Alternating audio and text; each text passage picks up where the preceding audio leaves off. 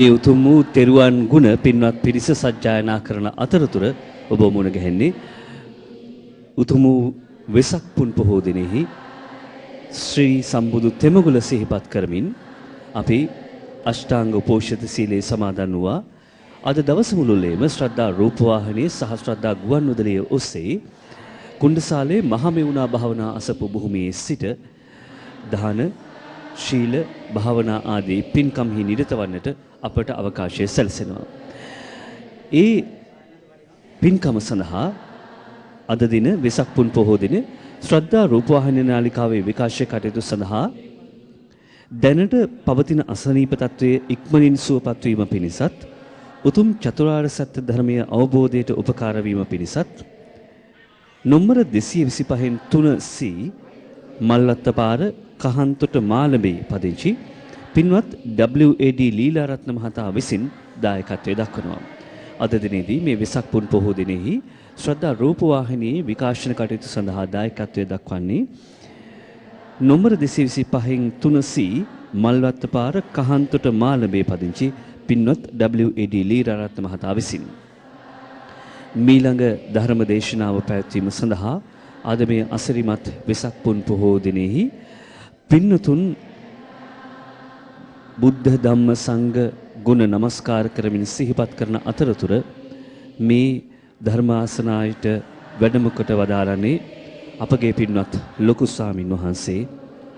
උන්වහන්සේ විසින් අප කෙරෙහි කරුණාවෙන් යුතුව අප කෙරෙහි අනුකම්පාවෙන් යුතුව මේ වෙසක් පුන් පොහෝ දිනෙහි ධර්ම දේශනාවකින් අපට උතුම් ධර්ම මාර්ගය කියා දේවි. දැන් පින්වත් ලොකු ස්වාමින් වහන්සේ විසින් පුෂ්ප පූජාවක් පවත්වන්නට යෙදෙනවා. වැඩ හිඳිනා පිළිම වහන්සේ වෙත අපි සූදානම් මීළඟට ධර්ම දේශනයක් සහ ඉනික්බිතිව භාවනාමය පින්කමක් සඳහා සහභාගී වීමට පින්වත් ලොකු ස්වාමීන් වහන්සේ අපිට ඒ සඳහා මාර්ගෝපදේශකත්වයේ සලසනු ඇති. යතා බුබ්බුලුකම් පස්සේ යතා පස්සේ මරීචිකං. ජීවිතය පෙන බබුලක් බඳුයි. ජීවිතය මායාවක් බඳුයි. මේ මායාවක් බඳු ජීවිතය පෙන බබුලක්සේ බිඳෙන සුළු න්‍යාව අවබෝධ කරගන්නා අප අප්‍රමාදීව පින් රැස් කිරීමේ කටයුතු වල නිරත වෙන්නේ. ඒ අනුව අද මේ වෙසක් පුන් පොහෝ දිනෙහි අපි ඊ타ත්ම බැතිසිතින් යුතුව මීළඟට සූදානම් වන්නේ පින්වත් ලොකු ස්වාමීන් වහන්සේට පාද නමස්කාර පූර්වකව ආයාචනා කොට සිටින්නට, සරුදේ සරු වශයෙන් ගන්නටත් නිසරුදේ නිසරු වශයෙන් දකින්නටත් අපට මඟ කියාගෙන දෙන පින්වත් ලොකු ස්වාමීන් වහන්සේ අප කෙරෙහි අනුකම්පාවෙන් දයාවෙන් මෛත්‍රියෙන් යුතුව අපව මේ ධර්ම දේශනාව ඔස්සේ තවදුරටත් මේ දහම් රස අපට ලබා දෙනු මැනවයි කියලා අපි සාදු සාදු සාදු කියලා පින්වත් ලොකු ස්වාමීන් වහන්සේට ආයාචනා කොට සිටිනවා.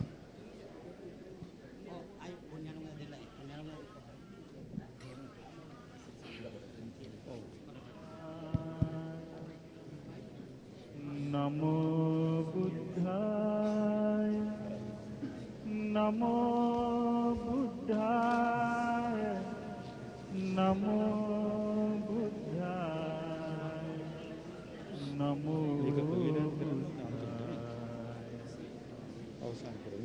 නමෝ බුද්ධාය නමෝ බුද්ධාය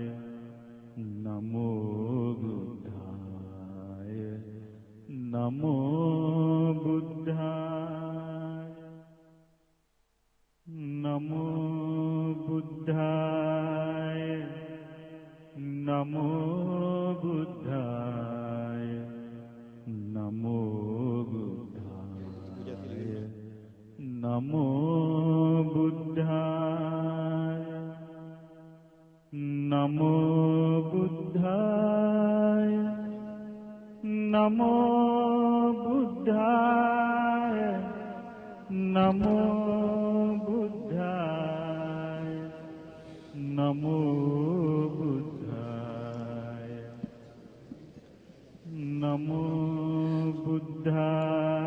සම්බුදු නමෝ සම්බුදු තෙමගල සිදු වුණු මේ අසිරිමත් දිනෙහි පින්වත් ලොකු ස්වාමීන් වහන්සේගෙන් ධර්මදේශනාවක් අසන්නට ලැබෙන එක කොයිතරම් වාග්යවත් වූ කාරණයක්ද. අප කෙරෙහි දයාවෙන් අනුකම්පාවෙන් යුතුව වැඩම කොට වදාළ පින්වත් ලොකු ස්වාමීන් වහන්සේ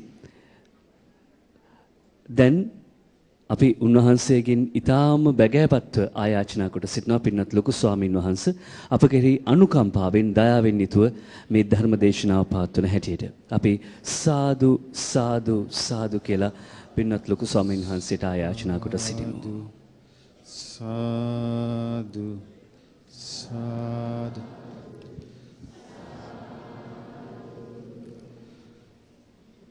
පින්වත්නි, අද වෙසක් පුන් පොහෝ දවසේ අට්ඨාංග උපෝසත සීලේ පිහිටන්නට බැරි වූ සියලු දෙනා දැන් උපෝසත සීල් සමාදන් වෙමු.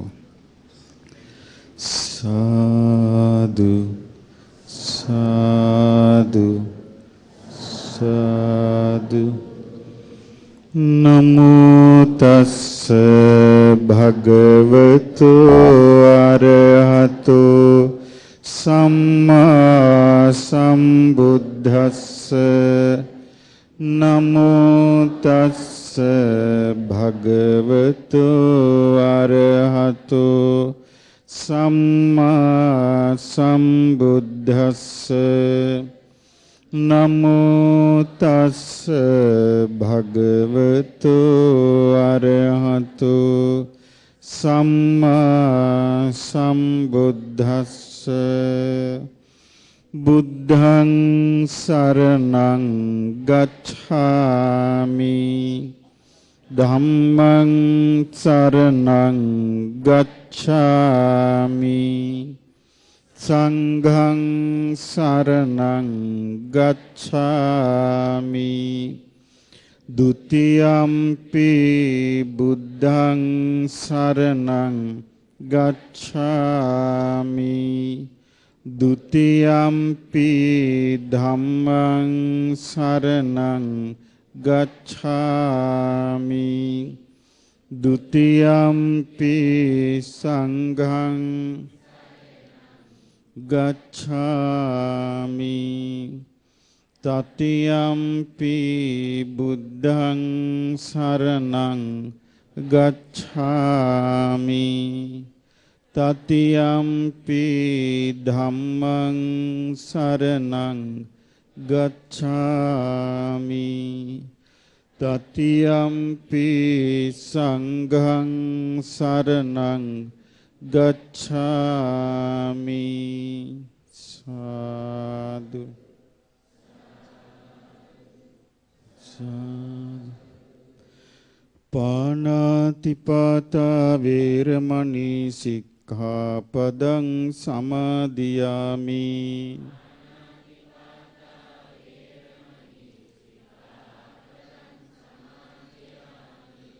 අදින්නාදානා වේරමණී සික්ඛාපදං සමාදියාමි.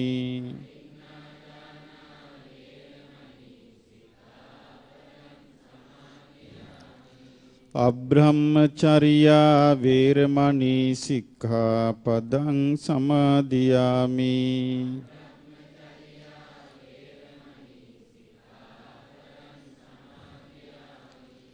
මුසාවාදා වේරමණී සික්ඛාපදං සමාදියාමි.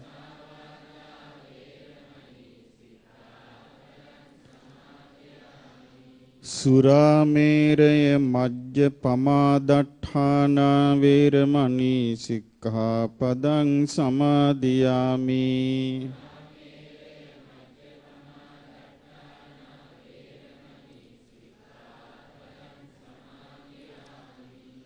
විකාල භෝජනා වේරමණී සික්ඛාපදං සමාදියාමි.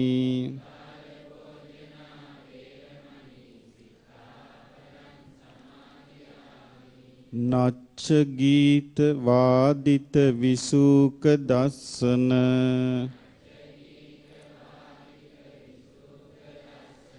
මාලා ගන්ධ විලේපන ධාරණ මණ්ඩන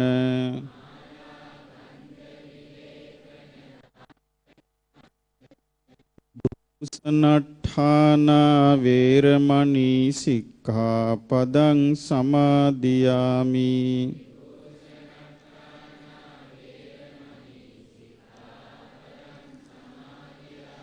උච්ඡාසයන මහාසයනා වේරමණී සික්ඛාපදං සමාදියාමි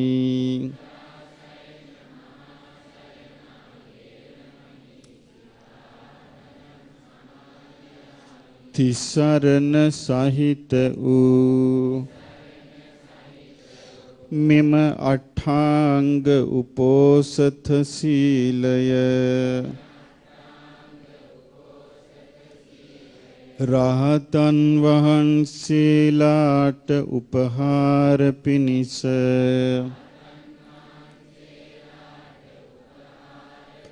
සාදර ගෞරවයෙන් මම සමාදන් වෙමි සාදු සාදු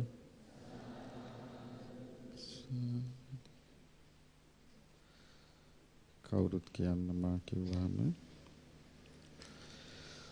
ලුම්බිනි සල්වනේ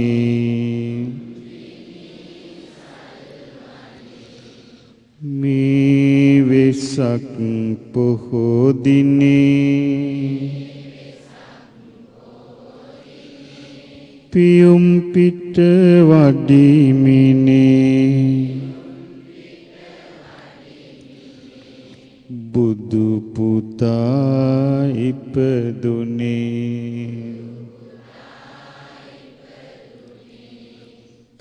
ගයාවේ ගං තෙරේ උතුම් වජිරාසනේ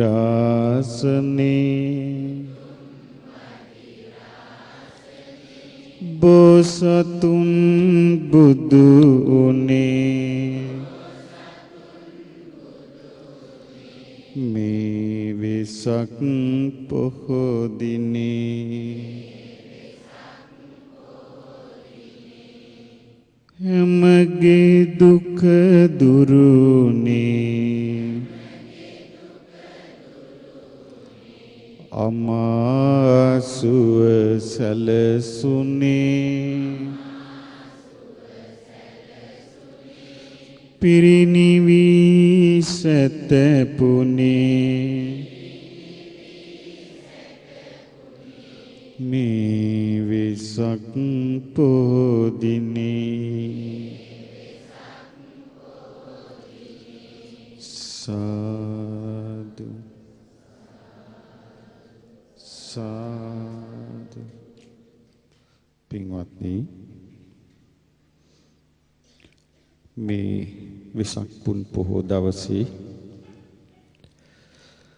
මේ සදහවත් සියලු දෙනා කුණ්ඩසාලේ මහමෙවුනාසපුවට ඊටාම ශ්‍රද්ධාවෙන් පෙමනුනේ ඒ අපි සරණ ගිය අපේ ශාස්ත්‍රුන් වහන්සේගේ උපන් දිනේ අපේ ශාස්ත්‍රුන් වහන්සේගේ ශ්‍රී සම්බුද්ධ රාජ්‍ය ලැබූ දිනේ අපේ ශාස්ත්‍රුන් වහන්සේ අමා මහ නිවනට පැමිණිලා පිරිනිවන් සැනසෙල්ල ලැබූ දිනේ. ඉතින් මේ අති උතුම් මංගල කරුණ තුන එකට එකතු වෙච්ච දවසේ අපිත් මේ කොහෙද සංසාර ගමනක පැටලීම් දෙද්දි මනුස්ස ලෝකේ ආපු අපටත් මේවා ගැන ආරංචි වුණා. එහෙම නේද? බුදුරජාණන් වහන්සේ කෙනෙක් ඉපදුනා. බුදු කෙනෙක් බුදු වුණා. බුදු කෙනෙක් පිරිනිවන් පෑවා කියලා අපට ආරංචි වුණේ නැද්ද? ඒ ආරංචිය මේ ලෝකේ හැම මිනිසෙකුගේම කන් වලට වැටෙන්නේ නැහැ. හැමෝගෙම කන් වලට වැටෙන්නේ වෙනස් දෙයක්. ගහපන්, බැනපන්, එකට එක කරපන්, පාලිගනි, සැප විඳපන්, තව හිටපන් මේකේ. ඒකනේ හැමෝගෙම කනට නිතර ඇහෙන්නේ. ඒ නිතර ඇහෙන ලෝකේ හරි දුක් සහිතයි. බොහෝ දිනෙක මේ ලෝකේ සතුටින් නැහැ. ඒක තමයි ඇත්ත. නමුත් හැමෝම කැමති මොකක්ද? සතුටින් ඉන්නවා කියලා පෙන්වන්නයි. සතුටින් ඉන්නවා කියලා පෙන්වන්න ආස කවුරුගෙනුත් ඇත්ත ඇහුවොත් සියලු දෙනා හඬා වැටෙනවා. ඇත්ත ඉදිරියේ ඒ සියලු දෙනා කඳුළු සලනවා. බොරු ලෝකෙට සියලු දෙනා රඟපානවා. ඒක තමයි මේ ලෝකේ ස්වභාවය. පින්වත්නි, අපි මේ මනුස්ස ලෝකේ ආපු මේ අවස්ථාව සමහර විට අපට ලැබෙන්නේ නැති ගොඩාක් කාලයකට පස්සේ. අපි പ്രേත ලෝකවල කොච්චරවත් දුක් විඳ විඳ ඉන්නේ ඇති.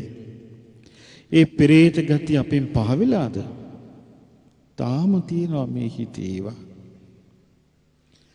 තිරිසන් ලෝකවල අපි කොච්චර ඉන්නේ ඇද්ද? ඒ තිරස්චීන ගති මේ හිතේ නෑ කියලාද කියන්නේ? මේ හිතේ ඒවා තියෙනවා. මේ හිතේ ඒවා තියෙනකන් ආයමත් අපිට ඒ ලෝකෙට යන්න වේවි. ආයමත් ඒ ලෝකෙට වැටේවි. අපි නිරේගී පොය මේ සංසාරේ. දැන් අපි මේ මනුස්ස ලෝකේ වුණාට අපි වගේද පින්වත්නි? ඊරිදි බල ලාභීන්ගෙන් අග්‍ර වූ බුදුරජාණන් වහන්සේගේ අග්‍ර ශ්‍රාවක වූ මහා මොග්ගල්ලාන මහරහතන් වහන්සේ බලන්න මේ සසර ගමනේ භයානකකම. ඒක ආත්මික. දෙමෝපියන්ට උපස්ථාන කරගෙන හිටපු තරුණයෙක්. ඉතින් අම්මා තාත්තා කිව්වා මේ තරුණයා බඳින්නේ නැති නිසා පුතේ ඕමෙන් දීපා. උඹ කසාදයක් කරගනින්. නුඹට යන කලදසාවක් තියෙන්න ඕන. එතකොට පුතා කිව්වා නෑ අම්මේ මං දෙමව්පියන්ට උපස්ථාන කරගෙන ඉන්නම්. මගේ අදහස අම්මා තාත්තා නැති වෙච්ච කාලෙක තාපසයෙක් වෙන්න කියලා කිව්වා. අද දෙමව්පියෝ කැමතිද තමන්ගේ දරුවෝ තාපසයෙ වෙනවට? නෑ. එච්චර හිතන්න හැකියාවක් නෑ. ඒවා දෙමව්පියන්ගේ කනට දරුවන්ගෙන් ඇහෙන මිහිරි වචන නෙමෙයිද? ඒවා මිහිරි වචන කියලා දෙමව්පියන්ට තේරුනේ නැහැ. දෙමව්පියෝ කිව්වා බෑ පුතේ. උඹ කෙල්ලක් හොයාගන්න නැත්නම් අපි හොයලා දෙන්නම් කිව්වා. කියලා හොයා දීපි කෙල්ලක්. ටික දවසයි ගියේ. අර මව්පිය ආදරේ මව්පියන්ට සලකපු තරුණයා දැන් රණ්ඩු වල පැටලෙනවා. කොහොමද පැටලෙන්නේ? දැන් ඒ දෙමව්පියන්ගේ ඇස් පේන්නේ අන්ධයි. තරුණයා වැඩට ගිහිල්ලා ගෙදර එනවා. එනකොට බිරිඳ ආඬා ඉන්නවා. ඔයාට මං කිව්වනේ මේ ජෝඩුවත් එක්ක මට ඉන්න බෑ. මේ බලන්න මේ ගෙවල් ඔක්කොම හැඩි කරලා. ඒ කියන්නේ අර ලේලිම හැම තැනම කුණු ගොඩවල් ගිහිල්ලා දානවා. දාලා කියනවා මේ බලන්න මට බෑ මේ උන්ට උපස්ථාන කරන්න. අර ආදරෙන් හිටපු දරුවා දෙමව්පියන්ට ටික ටික මොකද උනේ? වෙනස් වෙලා ගියා. අපරාධි තාපසෙක් වෙන්න දුන්නම වෙනස් වෙලා ගියා. ඊට පස්සේ බිරිඳට කිව්වා එහෙනම් අපි වෙන ගයක් අරගෙන යමු මේගොල්ලන්ට කවුරු හරි දාලා බෑ කිව්වා. මට බෑ කිව්වා මේ දෙන්නත් එක්ක ඉන්න. මොකද්ද කරන්න ඕනේ කියලා ඇහුවා. ඊට පස්සේ කිව්වා කරන්න දෙයක් නැහැ. මේ දෙන්නව මරමු කිව්වා.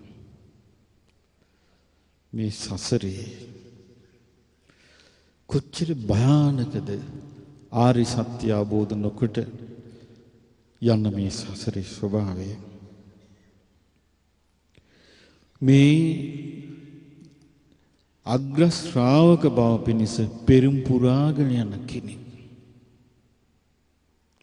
අපි ගැන කවර කතාද? ඉතින් මේ තරුණයාගේ සිත කෙමෙන් වෙනස් වුණා. වෙනස් වෙලා දවසක් කිව්වා අම්මේ තාත්තේ අපි වන්දනාව යන් කියලා ඕන ඈත පළාතකට යන්න කියලා එක්කන් ගියා. දැන් කැලේ මැද්දෙන් යනවා. කැලේ මැද්දෙන් යනකොට මේ තරුණයාම කෑ ගහනවා ඔන්න අම්මේ හොරු ඇවිල්ලා අපිව මරන්න යන්නේ. දැන් මේ කවුද කියන්නේ? පුතා. පුතාම කියලා. පුතාම පොල්ලක් අරගෙන ඇවිල්ලා පුතාම ගහනවා අම්මටයි තාත්තටයි.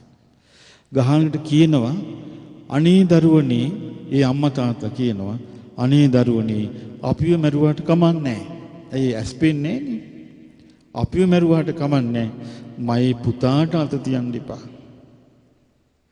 මගේ ලේලිට අත තියන්න එපා. උන් දෙන්නට සැනසෙල්ල ඉන්න දීලා අපිව මරාපන් කිව්වා. එතකොට ලේලිත් කෑ ගහනවා එයාට ගහන හැටියට. ඔන්න පුතාගේ යතින් ආනන්තරීය පාප කර්මේ සිද්ධ වුණා. නිරේ ගියා. දැන් ඔබට අහන්න ලැබෙන්නේ නැද්ද මේ මනුස්ස ලෝකේ එහෙම සිද්ධි? ගෑනු ළමයාට තෑග්ග දෙන්න සල්ලි දුන්නේ අම්මා. ඒ අම්මා මරුන් කෑවේ නැද්ද? මරුන් කෑවා. ඒ තරුණ කොළුවා වයස 18 දී අම්මගෙන් ඇහුවනම් අම්මේ මම මහාන වෙන්නද කියලා. කොච්චර මිහිරි වචනයක්ද? ඒ වචනේ මිහිරි කියලා දෙමව්පියෝ දන්නේ. දෙමව්පියෝ හිතන්නේ මේ වචනේ ගොඩාක් ශෝකාකූලයි කියලා. ගොඩාක් නපුරු වචනයක් කියලා. නමුත් නපුරු වචනේ කටින් පිට වෙන්නේ අම්මේ මට සල්ලි දෙන්න. ඒක නපුරු වචනයක් කියලා අම්මා දැනන් හිටියද? නෑ. අම්මා ඒක දැනගෙන හිටියා නම් මේ මරු කැඳවන්නයි මගෙන් මේ ඉල්ලන්නේ කියලා අම්මා හනිකට ඒ සල්ලි දෙන්නේ නැද්ද? කාරාවතික උගස් තියලා හරි දෙන්නේ නැද්ද? ඉතින් ඒ නිසා ඒ බඳු සසරක යන අපට කලාතුරකින් මේ ලැබුණේ බුදුරජාණන් වහන්සේව සරණ යන්න. ඔබට හොඳටම විශ්වාසද මේ බිහිසුණු සසරේ ඊළඟ ආත්මෙවත් අපි අතින් බිහිසුණු අපරාධ වෙන්නේ නැහැ කියලා? හොඳටම විශ්වාසද? විශ්වාස නැහැනේ. ඊළඟ ආත්මෙත් බේරුණා කියමු. ඊළඟ ආත්මේ අපිට එහෙම වෙයි කියලා අපිට තියෙන විශ්වාසය මොකද්ද? මුකුත් නැහැනේ. අපි සත්තු වෙලා තමන් වදාපු දරුවන් තමන්ම කාවි කියලා එහෙම එකක් වෙන්නේ නැහැ කියලා අපිට විශ්වාසද? නැහැනේ. බොහෝම සුළු කාලයකට අපි මේ මිනිස්සු වෙලා ඉන්නේ. මේ අවස්ථාවේ බුදුරජාණන් වහන්සේව මුළු හදවතින් සරණ යාගන්නට බැරි වුණොත්, මේ අවස්ථාවේ ඒ ධර්මය සරණ යන්න බැරි වුණොත්, මේ අවස්ථාවේ ශ්‍රාවක සංඝයා සරණ වුණොත්, මේ අවස්ථාවේ සත්පුරුෂයෙක් වෙන්න බැරි වුණොත්, මේ ඔක්කොම ලැබිච්ච වෙලාවේ බැරි වුණොත් බෑම තමයි. ආයි පේන්නේ නැති ලබන ආත්මේ අපි එහෙම කරයි කියලා අපිට තියෙන සහතිකේ මොකද්ද? අපිට එහෙම කිසිම සහතිකයක් නැහැ. ඉතින් බුදු කෙනෙක් පහළ වෙලා බොහෝ කලාතුරකින් ඒ කලාතුරකින් කියන වචනේ අපිට තෝරගන්න බැරි තරම් ඈත. අවුරුදු ගණනින් කියන්න බෑ. අවුරුදු ලක්ෂ ගණන් ඈත. අපි ආස කරන්න පුළුවන් මෛත්‍රී බුදුරජාණන් වහන්සේ දකින්න. නමුත් මේ ආවිස අඩු වෙවි අවුරුදු 10ට බහිනවා. අවුරුදු 10ට මේ ආවිස බහැපු කාලේ මිනිස්සුයි තිරිසනුයි අතර කිසි වෙනසක් නැහැ. දැම්මම ප්‍රශ්නවලදී මිනිස්සු බලන්නේ විසඳන්න ඒ ප්‍රශ්න හදන එක්කිනා විනාශ කළා නේද? එක්කෝ සාමාන්‍යයෙන් Tamanට ප්‍රශ්නයක් කියලා තේරුනොත් කාව හරි එයාව විනාශ කරන්න හදනවා. එහෙම ලෝකයක් නෙමෙයි දැන් තියෙන්නේ. එහෙම ලෝකයක් තියෙන්නේ. දැන් බලන්න දරුවෝ දෙමව්පිය මරනවා. දැන් ඒ දරුවට තේරෙන්නේ අම්මා තමයි වදේ. ගුරුවරුන්ට ශිෂ්‍යෝ පන්න හිංසා කරනවා. එතකොට ඒ ගෝලයාට තේරෙන්නේ ගුරුවරයා වදකාරයෙක් වගේ. මේ පිරිහිච්ච සිටිවිලි නේද? ඒ වගේ ලෝකයක් නේද ඉස්සරහට වැඩි වෙන්නේ. ඒ බඳු ලෝකෙක ගුණධර්ම රකීද? මේ ජීවිතයේ ගුණධර්ම රකින්න අමාරු එකේ. ඇත්ත කියන්න බලන්න මේ ජීවිතයේ ගුණධර්ම රකින්න ලේසිද අමාරුද? මේ ජීවිතේ අමාරු එකේ එන්න ගුණධර්ම වලට අමාරුයි. හැබැයි නුගුණට හරි ලේසි. කෙලෙහි ගුණේ දන්නේ නැහැ. හෙවණ දීපු අතේ ගසේ අතුයිති බින්දිනවා බොහොම ලේසියෙන්. හෙවණ දීපු ගස කපා දානවා බොහොම ලේසියෙන්. කෙලෙහි ගුණේ දන්නේ නැහැ. කවුද උදව් කළේ කියලා දන්නේ නැහැ. ඒ බඳු ලෝකයක් තමයි ඉස්සරහට තියෙන්නේ. එහෙම වෙන්න ගුණධර්ම පිරිහෙන්න මිනිස්සුන්ගේ ආයුෂ අඩු වෙනවා. ආයුෂ අඩු වෙලා අවුරුදු 10ට බැහැලා මිනිස්සු එකාට එක මරාගෙන ටිකක් ඉතුරු වෙලා ආයේ ටික ගුණධර්ම වැඩිලා ආයේ ලක්ෂයකට ගුණධර්ම දියුණු වෙලා ආයේ ගුණධර්ම 80000ට බැහැලා ඒ වයස අවුරුදු 80000 වෙච්ච කාලෙක මෙතී බුදුන් පහළ වෙන්නේ. ඒ වෙද්දී අපි කොහේ ඉපදිලා ඉඳීද? අපිට මක් වෙලා තියේවිද? අපි මොන ලෝකෙක ඉඳීද කියලා තම තමන් ගැන අපිට තියෙන සහතිකය මොකද්ද? මොකවත් සහතිකයක් තියනවද? නැහැ.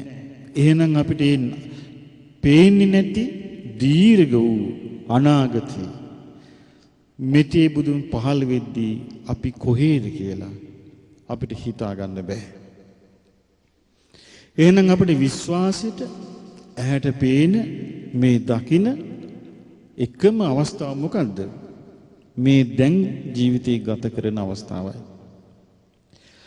මේ දැන් ජීවිතේ ගත කරන අවස්ථාවේදී අපි හරි විදියට බුදුරජාණන් වහන්සේගේ ධර්මයේ තේරුම් ගන්න දක්ෂ වුණේ නැත්තම් අපි හරි විදියට බුදුරජාණන් වහන්සේව සරණ යන්න තේරුම් ගත්තේ නැත්තම් අපි කවුරුත් ලොකු කරදරයක ලොකු අමාරුවක වැටෙන්න පුළුවනි. එතකොට ඒකෙන් බේරෙන්න තියෙන එකම අවස්ථාව තමයි මේ බුදුරජාණන් වහන්සේ සරණ යන්න ලැබෙන මේ අවස්ථාව. මේ අවස්ථාවෙත් අපිට මේ බුදුරජාණන් වහන්සේ සරණ යාම හරියට කරගන්න බැරි වුණොත් සරණේ පිහිටා ඉන්න බැරි වුණොත් එතකොට අපි මැරෙන්නේ තිසරණේ නැති අය හැටියට නේ. තිසරණේ නැති අයට දිව්‍ය ලෝකේ පාර දොරටු ඇරෙන්නේ. දිව්‍ය ලෝකේ දොරටු ඇරුණොත් ආයෙත් බේරුණා. දැන් ඔන්න මේ අවස්ථාවේ අපි බේරිලා. දෙව්ලොව දොරටු ඇරුණොත් ආයෙමත් අපි බේරිලා. ඊළඟ ආත්මේ මනුස්ස ලෝකේවත් මට නම් විශ්වාස නැහැ. ඇයි හේතුව? මේ ජීවිතෙත් මනුස්ස ලෝකේ ඉපදිලා අපි ගත්තොත් දැන් සමහරුන්ට වයස 70යි 80යි සමහරුන්ට 40යි 50යි සමහරුන්ට 10 15 වෙනකොටම වයස කොච්චර පව කරගෙනද? එහෙම පව කරන්නේ නැද්ද? කොච්චර පව කරගන්නවද? පවටමනේ අනුබලයි තියෙන්නේ. ඉතින් ඒ නිසා මේ ධර්මය තියෙන්නේ හොඳට මතක තියාගන්න පින්වත්නි. මේ ධර්මයේ තියෙන්නේ ධර්මය කියලා කියන්නේ මොකද්ද? ගුණ ධර්ම. ධර්මය කියන්නේ ගුණ ධර්ම. ගුණ ධර්ම නැති තැන තිබෙන ධර්මය දැනුමක් විතරයි. ඒ දැනුම තුල ගුණ ධර්ම නැත්තම් ඒ කෙනා වේලිච්ච කෙනෙක්. හිතක් පපුවක් නැති වේලිච්ච කෙනෙකුට මේ මාර්ගයේ මුකුත් නැහැ. කරුණාවක් මෛත්‍රියක් නැති, දයාවක් අනුකම්පාවක් නැති, කෙලෙහි ගුණයක් නැති, සත්පුරුෂ පදනමක් නැති කෙනෙකුට තියෙන්නේ වේලිච්ච දැනුමක්. ඒ වේලිච්ච දැනුම තමන්ව තෙත් කරන්නේ. වේලිච්ච පොළොවක පැලයක් හිටවනවා කියමු. ඒ පැලේ පැලවෙන්න නම් ඒ පොළොවට මක් වෙන්න ඕනේද? ඒ පොළොව තෙමෙන්න ඕනේ. ඒ පොළොව තෙත් වෙන්න ඕනේ. ඒ පොළොව තෙමෙනවා නම් ඒ පොළොව තෙත නම් ඒ පැලේට සුදුසු තැනක්. යම් පොළොවක් වේලිලාද පිච්චිලාද ඒ පොළොවට වතුර නැද්ද? ප්ලාස්ටික් පැල නම් හිටුවත හැකියි. හැබැයි ඈතට පෙනීවි පැලේ වගේ ළඟට ගිහින් බැලුවාම පැලයක් නැහැ. ඒ වගේ මේ ගුණධර්ම කියන ඒවා රංගපාලා ගන්න බෑ. ගුණධර්ම කියන ඒවා කයිවාරුවෙන් ගන්න බෑ. ගුණධර්ම කියන ඒවා අහිංසකව ගන්න තියෙන්නේ. අහිංසකව ගන්න තියෙන්නේ. එතකොට මේ ගුණධර්ම වලින් යුක්ත ජීවිතයට තමයි මේ ධර්මයේ උරුම. මේ ධර්මය කියන්නේ උරුමයක්. මේ උරුමෙ ලැබෙන්නේ ගුණධර්ම වලින් යුක්ත ජීවිතයටයි. ඉතින් බලන්න පින්වත්නි, සාරිපුත්ත මහරහතන් වහන්සේ උන්වහන්සේ මොනතරම් ගුණදහම් සාගරයක්ද කියන්නේ. උන්වහන්සේගේ තිබිච්ච සාන්ත බව, සරල බව, නිහතමානී බව, නිර්හංකාර බව. කොටින්ම කියන්නේ උන්වහන්සේ අග්‍ර ශ්‍රාවකයන් වහන්සේ වුණාට උන්වහන්සේ රහතන් වහන්සේ නමක් කියලාවත් සංඝ පිරිස දන්නේ. අලුත් පැවිදි වෙච්ච අය දන්නේ. අඳුනගෙන නැහැ. එහෙම තමයි ඉඳලා තියෙන්නේ. එතකොට බලන්නේ උන්වහන්සේලාගේ ගුණ නේද උන්වහන්සේලා වෙතට ගෙනාවේ. ඒ නිසා පින්වත්නි, එහෙමනම් අපි ආශ කරන්න ඕනේ මොකක්ද? බුදුරජාණන් වහන්සේ සරණ ගියාට පස්සේ ඒ ධර්මයේ විස්තර වන ගුණ ධර්ම අපේ ජීවිතයට එකතු කර ගැනීමටයි. මේ ගුණ ධර්ම බලෙන් වැඩි කරගන්න බෑ. ඒක ස්වභාවික විදියට තමයි කෙනෙක් තුළ වැඩෙන්නේ. එතකොට ඒක හිමින් හිමින් ගුණ ධර්ම එකතු වෙන්නේ. ඒ ගුණ ධර්ම වලට ගොඩාක් උපකාරී වෙන්නේ ඒ බුදුරජාණන් වහන්සේ දේශනා කරපු ධර්මයයි. මොකද උන්වහන්සේ දැක්කා මේ ලෝකේ විසිර පැතිරී තියෙන දෙයක්. ඒකට කියනවා දුක කියලා. ලෝකේ සෑම තැනම පැතිරී තියෙන දේ මොකද්ද? දුක. ඒ දුක උඩ තමයි මේ ලෝකෙ පිහිටලා තියෙන්නේ. සාමාන්‍යයෙන් ගෙවල් දොරවල් මේ ශාලා මේවා පිහිටලා තියෙන කුමක් උඩද? පොළව උඩ. දැන් අපි ඉන්නේ කුමක් උඩද? පොළව උඩ. දැන් අපේ තියෙනවා ඇස, කන, නාසය, දිව, කය, මනස කියලා හයක්. දැන් මේ හයෙන් යුතු ජීවිතේ නේද මම කියන්නේ. අපි කියන්නේ. ආසවල කියන්නේ. එතකොට අපේ ජීවිතේ පිහිටලා තියෙන්නේ කුමක් උඩද? දුක උඩ. ඒ දුක දෙවි කෙනෙක් හදාපු දුකක්ද? නෑ. ඒ දුක මහා බ්‍රහ්මයා නිර්මාණය කළ දුකක්ද? නෑ. ඒ දුක ඉබේ හටගත් දුකක්ද? නෑ. එහෙනම් ඒ දුක මොකක්ද? හේතු රාශියකින් උපන්න දුකක්. එතකොට අපි දුකක් එක්ක ඉන්නවා නම් අපි තව මොනවත් එක්කද ඉන්නේ? ඒ දුක උපද්දවපු හේතුත් එක්කත් ඉන්නවා. දැන් අපි මේ ශාලාවේ ඉන්නකොට අපි දැන් කියනවා අපි ශාලාවක ඉන්නවා. ශාලාවේ ඉන්නවා කියන්නේ අපි පොළොව උඩ ඉන්නවා. අපි පොළොව මත නෙමෙයි ඉන්නේ. පොළොව මත ඉන්නවා. ඒ වගේ මේ දුකක් මත ඉන්නවා කියන්නේ දුක උපද්දවන දේ මත ඉන්නවා කියන එකයි. ඉතින් බුදුරජාණන් වහන්සේ දැක්ක මේක ආර්ය සත්‍යය හැටියට. මොකක්ද මේ දැකපු ආර්ය සත්‍යය? ඉපදීම දුකයි කිව්වා. අපි ලෝක සම්මුතියෙන් කතා කරද්දී අපි දරුවෙක් හම්බුනහම අපි බලනවා පුංචි බබා දිහා අනේ ලස්සන පැටියෙක් කියනවා. ෂෝක් කියනවා. සමහර අම්මලා තාත්තලා දරුවෝ ලැබුණාම සමහරට මටත් හරි කරදරයි මගේ පස්සෙන් එනවා නං ඉල්ල ළමයින්ට. ඒකේ තේරුම මොකද්ද? දෙමව්පිය කැමති ළමයින්ට ලස්සන නමක් දාන්න. ඔකට ලේසි නමක් තියෙනවා. මොකද්ද? දුක කියලා දාන්න. ඇයි හේතුව? අපි හැමෝටම මේ දුක කියන එක අපි අත්විඳලා නැද්ද? අපි හැමෝටම ජීවිතේ එක දවසක් එක මොහොතක්වත් හිතෙලා නැද්ද? අනේ මැරිලා යනවා නම් මේ ඉන්නවට වඩා එක මොහොතක් හිතෙලා නැද්ද? හිතෙලා තියෙනවා. සමහර කෙනෙක්ට එක මොහොතක් නෙමෙයි හැමදේම හිතෙනවා. සමහර කෙනෙක්ට ප්‍රශ්නේ වැඩි වුණාම හිතෙනවා.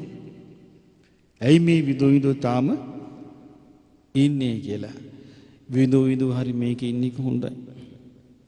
ඇයි හේතුව?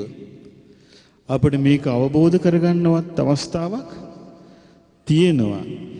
විඳෝ ඉඳලා අපි මේ දුක තේරුම් ගන්න නැතුව දුක උපද්දවන දේවල් Taman ළඟ තියෙන්නේ කියලා තේරුම් ගන්න නැතුව මේ දුක උපද්දවන දේ Taman අත්හරින්න ඕනේ කියලා තේරුම් ගන්න නැතුව ඒ මාර්ගේ තේරුම් ගන්න නැතුව අපි මැරුණොත් ආය අපි බැරි වෙලාවත් සතෙක් වෙලා උපන්නොත් එදාට මීට වඩා දුකක් නැද්ද?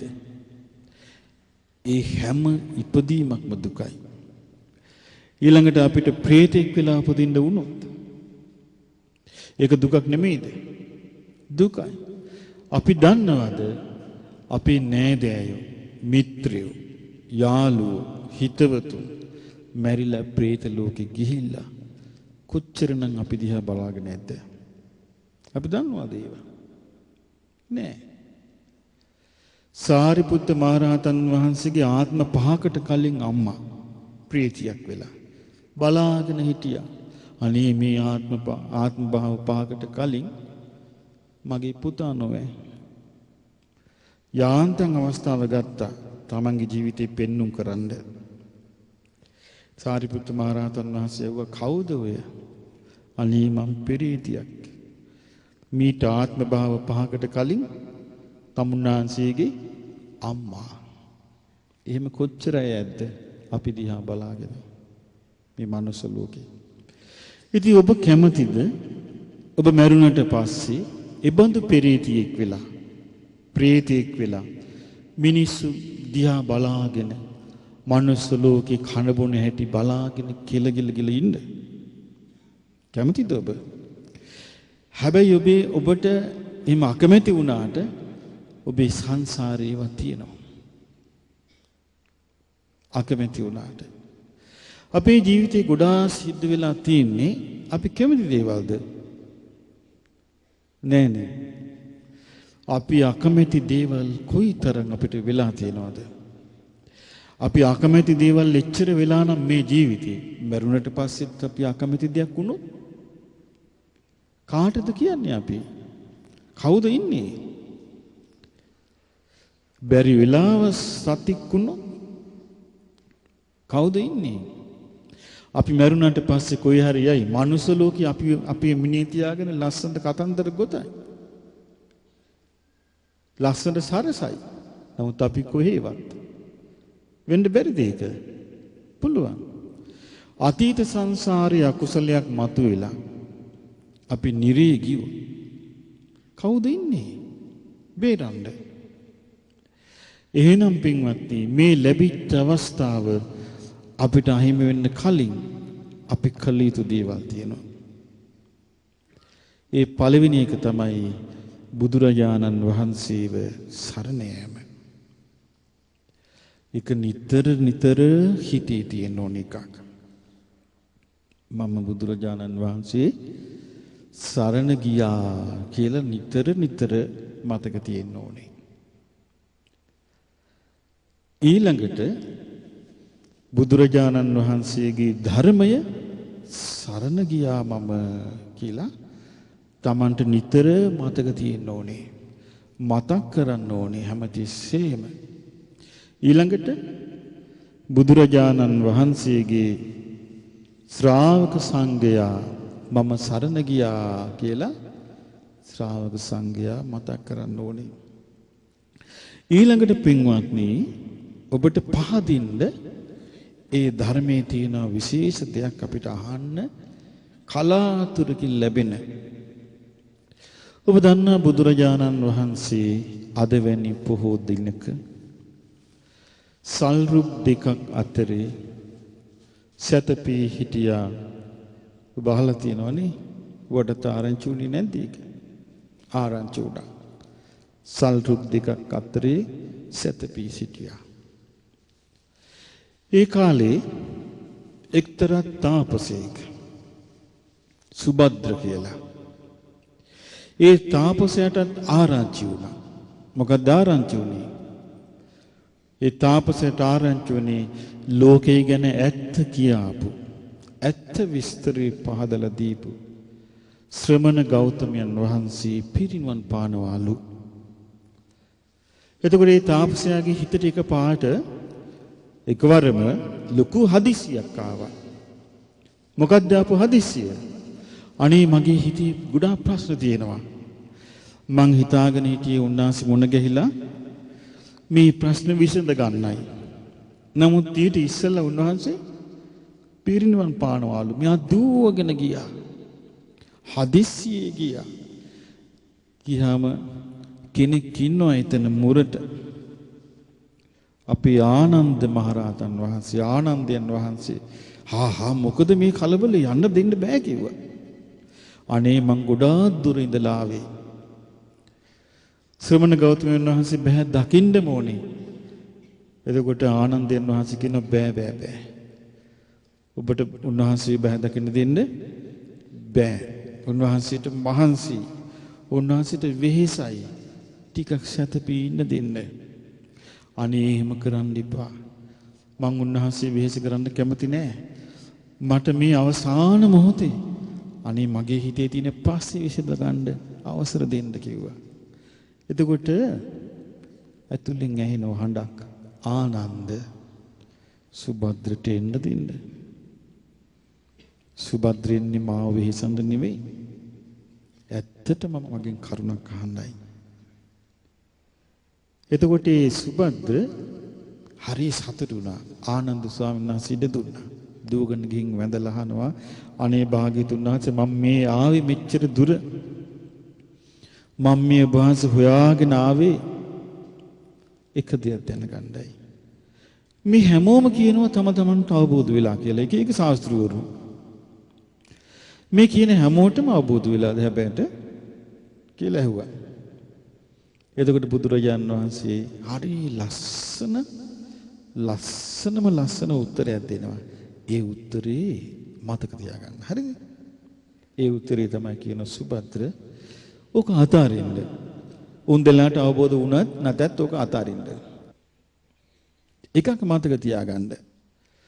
මේ ලෝකේ යම් ශාසනයක ආර්ය අෂ්ටාංගික මාර්ගයේ ඇද්ද? යම් ශාසනයක මොකක්ද? ආර්ය අෂ්ටාංගික මාර්ගයේ ඇද්ද?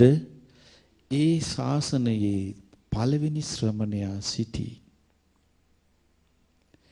දෙවනි ශ්‍රමණයා සිටි. තුන්වෙනි ශ්‍රමණයා සිටි. සතරවෙනි ශ්‍රමණයා සිටි. යම් ශාසනයක ආර්ය අෂ්ටාංගික මාර්ගයේ නැද්ද? ඒ ශාසනය ශ්‍රමණයන්ගෙන් හිස්. ශ්‍රමණයෝ නැත. ශ්‍රමණයෝ 4 දෙනා කවුද? සෝවාන් ශ්‍රාවකයා, සකදාගාමි ශ්‍රාවකයා, අනාගාමි ශ්‍රාවකයා, රහතන් වහන්සේ. මේ ආර්ය අෂ්ටාංගික මාර්ගයේ යම් ශාසනයක තිබේද ඒ ශාසනයේ තියෙන්නේ. එහෙනම් අපි අතිශයින්ම සිත පහදවා ගන්න ඕනේ. සිත සතුටු කර ගන්න ඕනේ කුමකටද?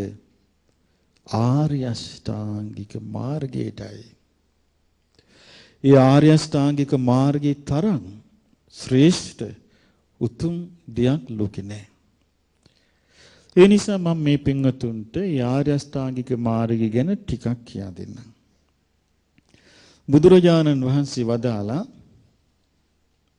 සීලං සමාධි පඤ්ඤාච විමුක්තිච අනුත්තරා අනුබුද්ධා ඉමේ ධම්මා ගෝතමේන යසස්සිනා. ලස්සන ගාථාවක්. සීලයත් සමාධියත් ප්‍රඥාවත් අනුත්තර වූ විමුක්තියත්. දැන් ඒක මතක තියාගන්න. 4 කරුණු 4ක් තියෙනවා. මොනවද? සීලයත් සමාධියත් ප්‍රඥාවත් අනුත්තර වූ විමුක්තියත් කියන මෙය අනුබුද්ධා ඉමේ ධම්මා ගෝතමේන යසස්සිනා. දෙව් මිනිස් ලොවේහි පැතිර ගියේ යස ഘോഷා ඇති ගෞතමයන් වහන්සේ විසින් මේවා අවබෝධ කරන ලද්දාහුය. එතකොට පින්වත්නි ආර්ය අෂ්ටාංගික මාර්ගය මොකද්ද කියලා හෙවොත් හැමෝම දන්නවා. මොනවද? සම්මා දිට්ඨි, සම්මා සංකප්ප, සම්මා වාචා, සම්මා කම්මන්ත, සම්මා ආජීව, සම්මා වායාම, සම්මා සති, සම්මා සමාධි. දැන් මේක අපි අර සීල සමාධි ප්‍රඥා කියන තුනට බෙදමු. සම්මා දිට්ඨි, සම්මා සංකප්ප මොන කොටසටද ආйти? ප්‍රඥා කොටසට. කොයි කොටසටද ඒක ආйти? ප්‍රඥා කොටසට. සම්මා දිට්ඨි, සම්මා සංකප්ප. සම්මා වාචා, සම්මා කම්මන්ත, සම්මා ආජීව ආйти සීල කොටසට. එතකොට ප්‍රඥා කොටසට 2යි. සීල කොටසට කීයද? සම්මා වාචා, සම්මා කම්මන්ත, සම්මා ආජීව 3යි. සීල කොටසට 3යි. එතකොට දැන් කීයද? 5යි. ඊළඟට සමාධි කොටසට සම්මා වායාම, සම්මා සති, සම්මා සමාධි. සමාධි කොටසට 3යි. දැන් කීයද ඔක්කොම? 8යි. එතකොට දැන් බැලු බැලමට පේන්නේ කොහොමද? සීල සමාධි ප්‍රඥා වගේද පේන්නේ? ප්‍රඥා සීල සමාධි වගේද? ප්‍රඥා සීල සමාධි වගේ පේන්නේ. ඒ බැලු බැලමට එහෙම පෙනුනාට ඒක දියුණු වෙන්නේ කොහොමද?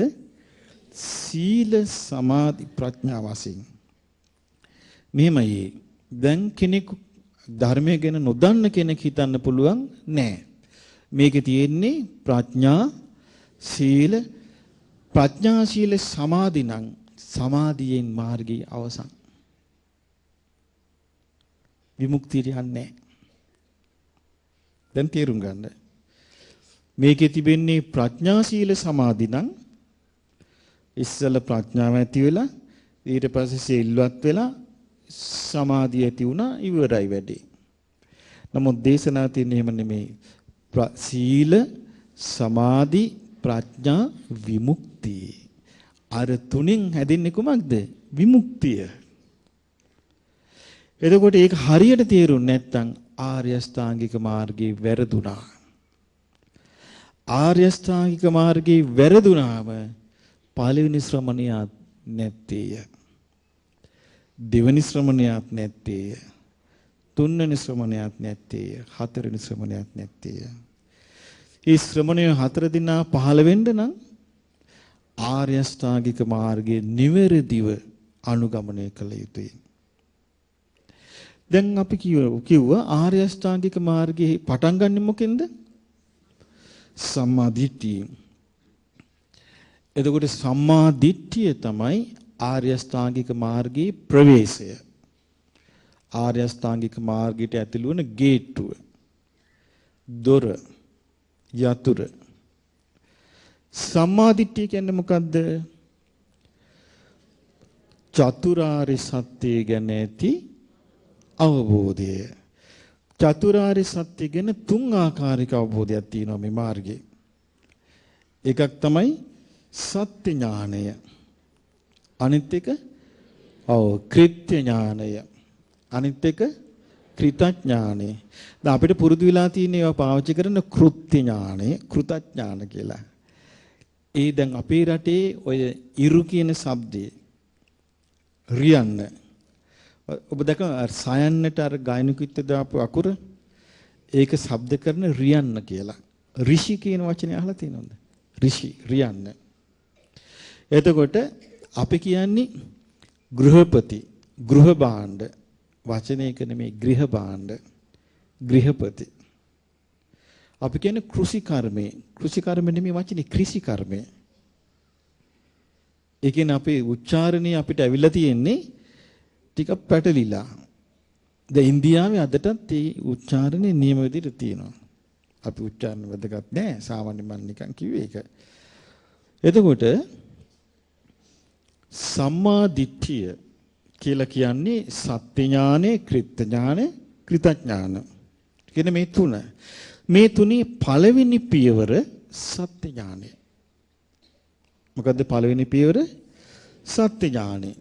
ඒ සත්‍ය ඥානයට පැමිණීම තමයි අපි ප්‍රාර්ථනා කළ යුතු පළවෙනි දේ. ඒක තමයි අපි එකම සුන්දර සිහිනේ විය යුත්තේ. ඒක තමයි අපි ආස කරන ලස්සනම දේ විය යුත්තේ. ඒ හේතුව සම්මා දිට්ඨිය ඇති වෙච්ච කෙනෙකුට සම්මා සංකල්පය ඇති වෙයි.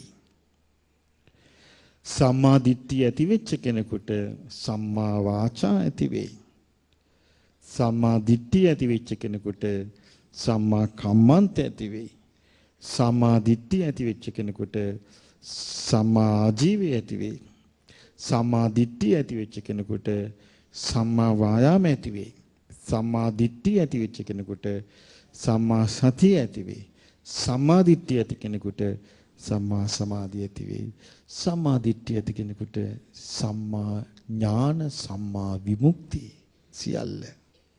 ඒතර සියලු දේ ඒ බුදුරජාන් වහන්සේගේ ධර්මයේ අනුත්තර වූ මාර්ගය, නිකලස් මාර්ගය, නිවන කරා යන මාර්ගය විවෘත වෙන්නේ මොකෙන්ද?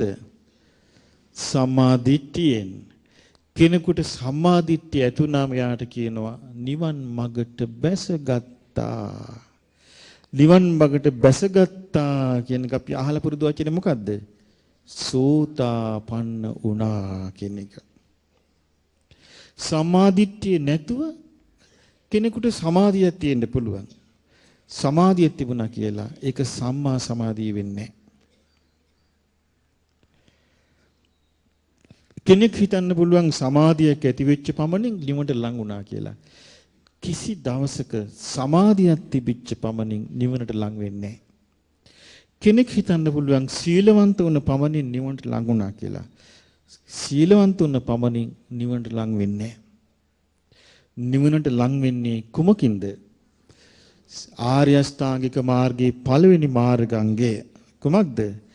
සම්මා දිට්ඨිය ඇති වෙච්ච එක්කෙනා, ඒකේ සත්‍ය ඥානය ඇති වෙච්ච එක්කෙනා ඊතුරු මාර්ගාංග ගැන දැනගන්නවා. තේරුම් ගන්නවා. ඒ කෙනාට තමයි ආර්ය අෂ්ටාංගික මාර්ගය විවෘත වෙන්නේ.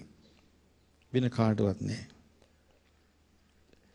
ඉතින් ඒ නිසා ආර්ය අෂ්ටාංගික මාර්ගය අපි නිවැරදි ලෙස තේරුම් ගත යුතු දෙයක්. ඒක තේරුම් ගත යුත්තේ ප්‍රඥා සීල සමාධි වශයෙන් නොවේ.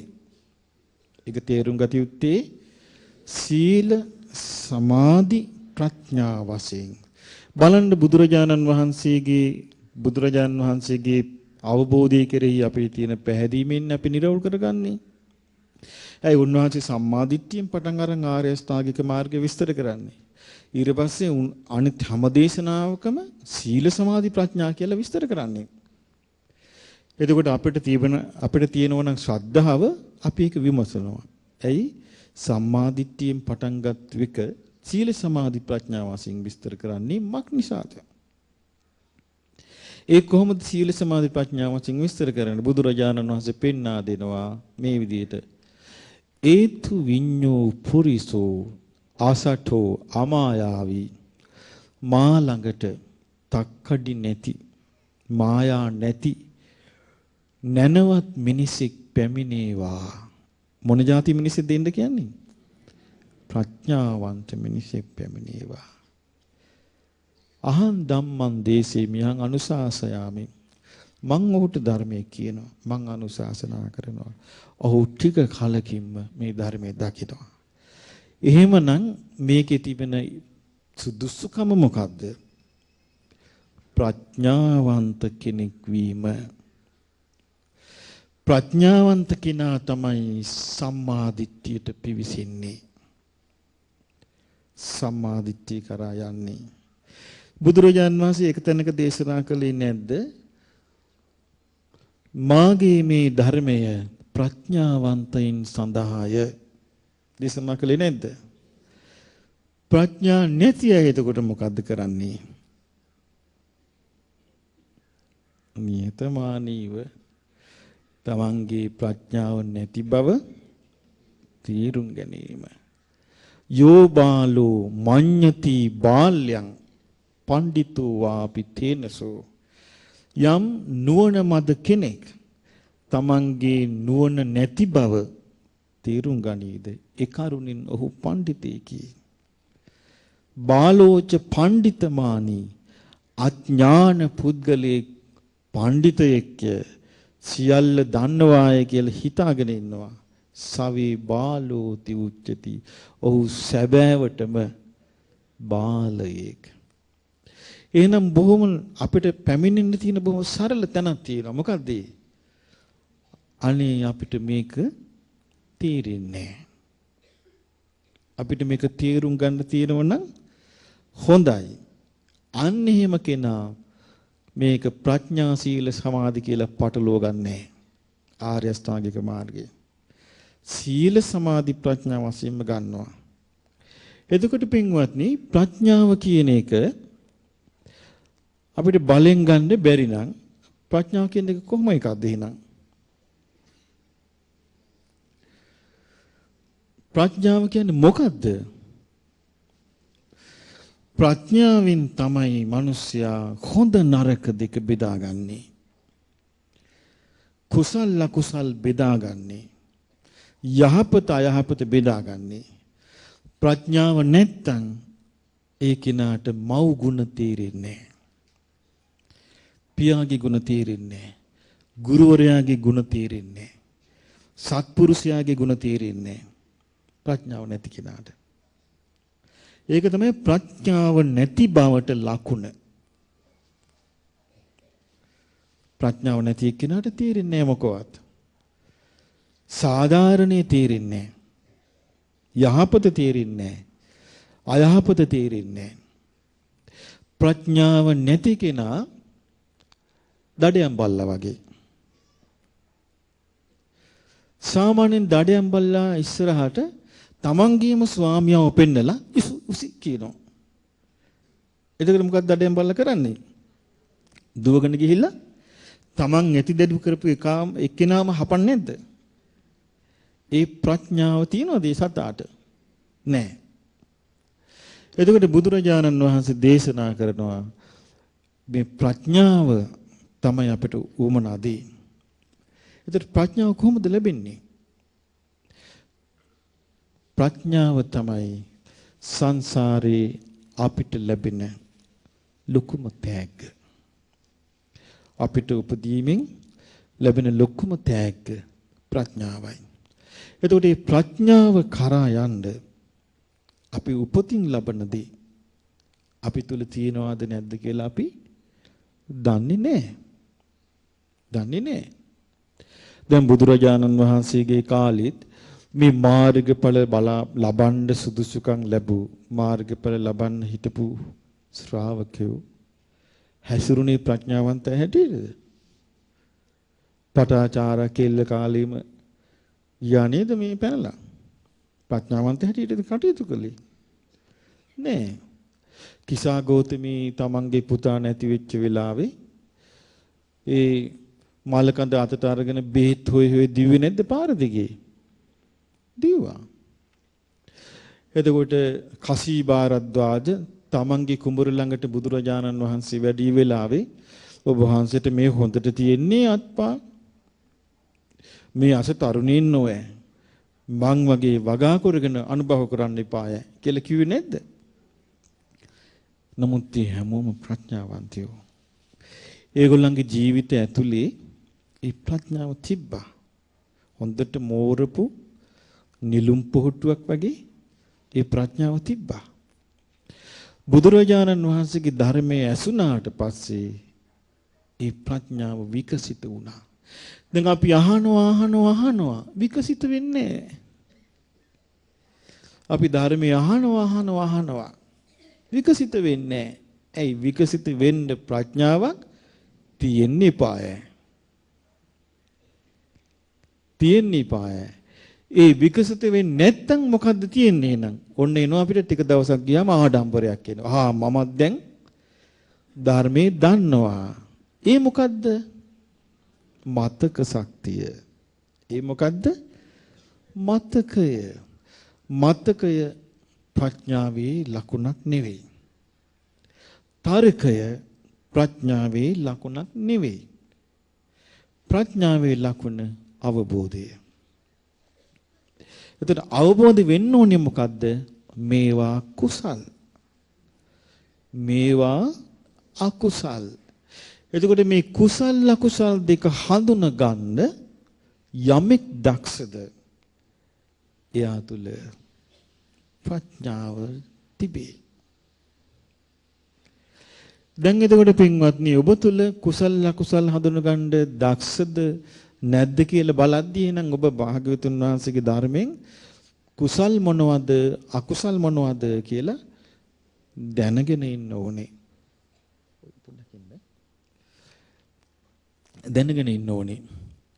එතකොට ඒ කුසල් අකුසල් වල දැන් කියන්න බලන්න කුසල් මොනවද? මං කියන එකට නැත්තම් නෑ කියන අනං හා කියන්නේ. හරි. ලෝභ නැතිකම. හරිද? හරි. හිතට ගත්තු එක. හරිද? හරි?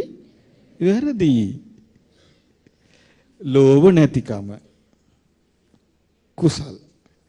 ඊළඟට තරහ නැතිකම කුසල්.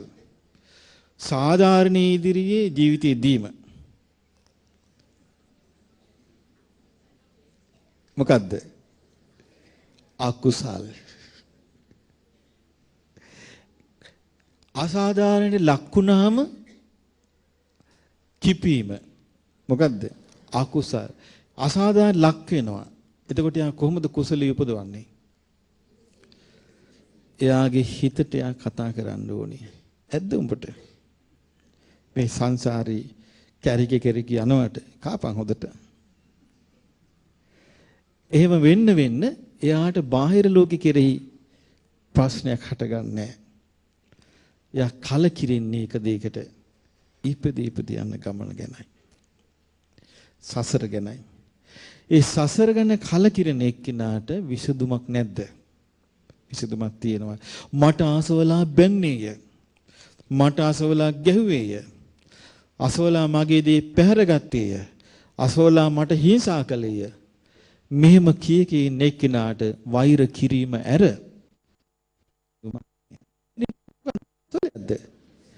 අකුසලයක්. අන්න කුසල අකුසල හඳුන ගන්න විදිය. මේ විදිහට කුසල අකුසල හඳුන ගන්න බැරි වුණොත් මොකද වෙන්නේ?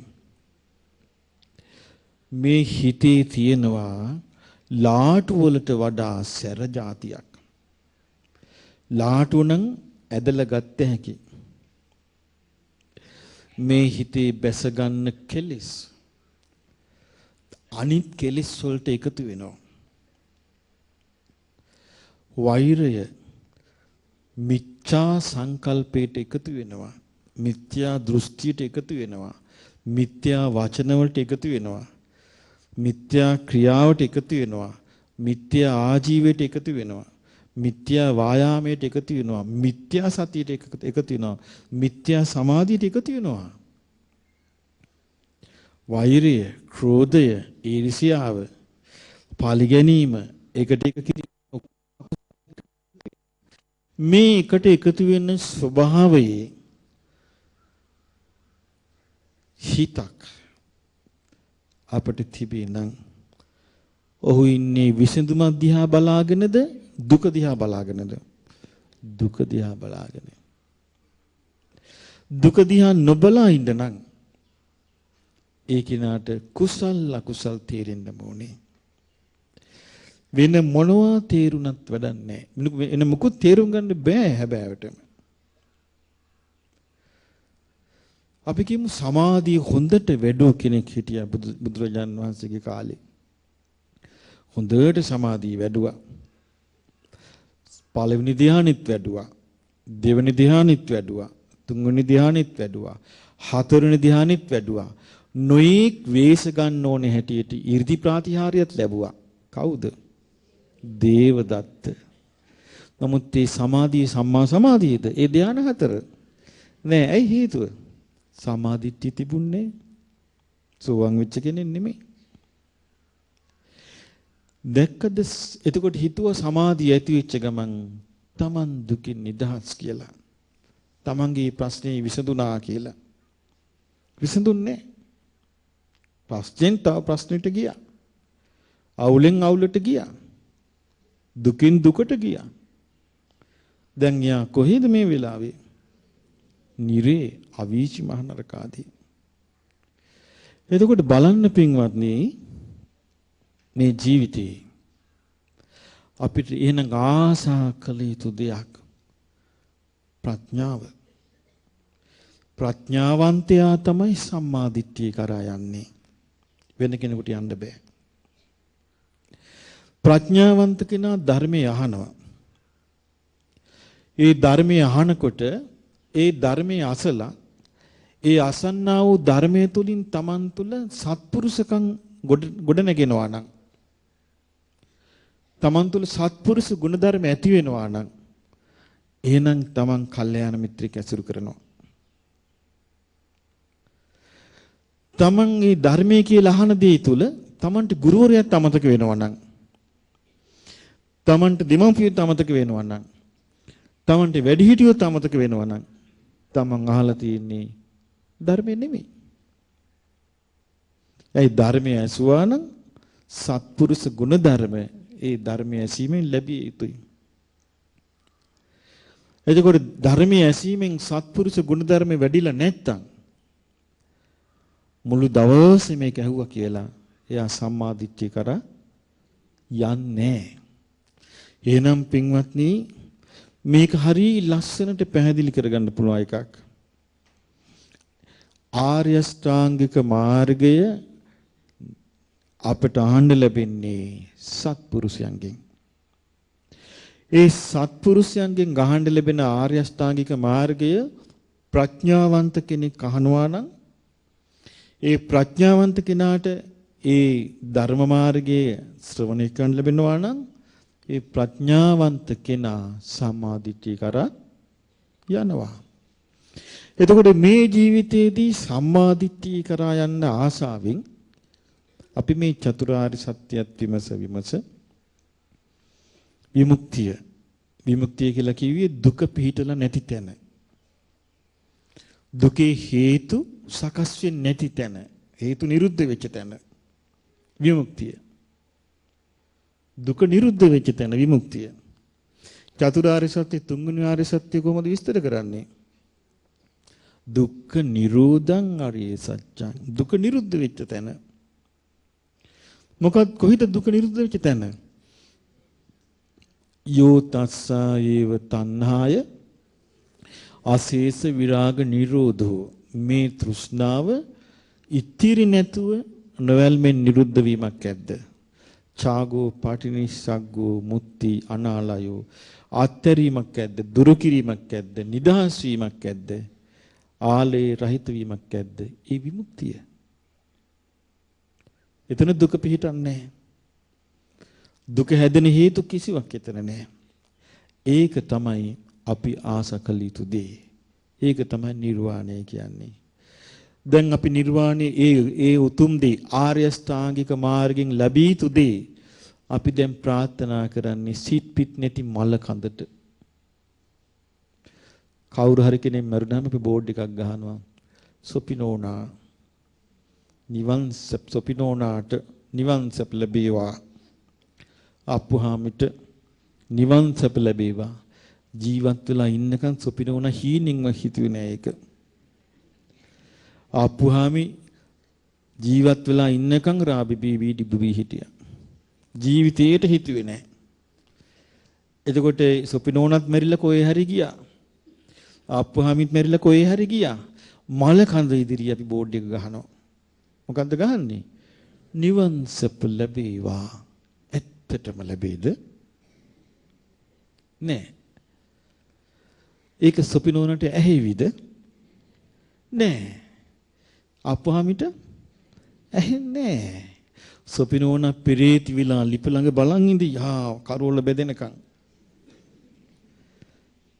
බත් වෙනකන් බලන් ඉඳි ලිප ළඟ මං හදාපු ලිප මේ කියලා. අප්පුහාමි වත්ත වටේ යයි මං හිටවපු පොල් ගස් මේ කියලා. තියෙයිද? නෑ. මේ පණ පිටින් ඉන්න වෙලාවේ මේ තේරෙන වෙලාවේ මේ යමක් වටහා ගන්න පුළුවන් වෙලාවේ මේ චතුරාර්ය සත්‍ය පැහැදිලි කරගන්න බැරි වුණොත් අපි ගැරහීම් ලැබිය යුතු නෙවෙයිද?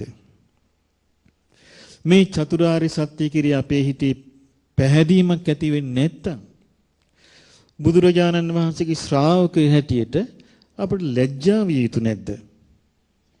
ඇයි බුදුරජාණන් වහන්සේ අපි බැරි වෙලාවත් අපි කීම මොකක් හරි පිනකට අපි දෙවියන් අතර උපන්නා. අනිත් දෙවිවරු වට කරගෙන අහනවා කොහෙද? කොහේ ඉඳලාද ඔහි ආවේ? ඉතින් අපි කියනවා මොකද්ද? අපි මේ මනුලෝ ඉඳලා මනුලෝ ඉඳලා අපි ආවේ කියනවා. එතකොට මනුලෝ ඉඳලා ආවේ. මනුලෝ අපිට ආරංචි බුදු කෙනෙකුගේ ධර්මයේ තියෙනවායි කියලා. නුඹ ඇහුවාද?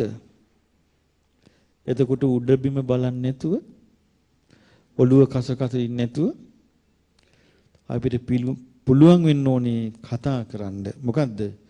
බුදුරජාණන් වහන්සේගේ ධර්මයේ අපිත් ඇසුවා.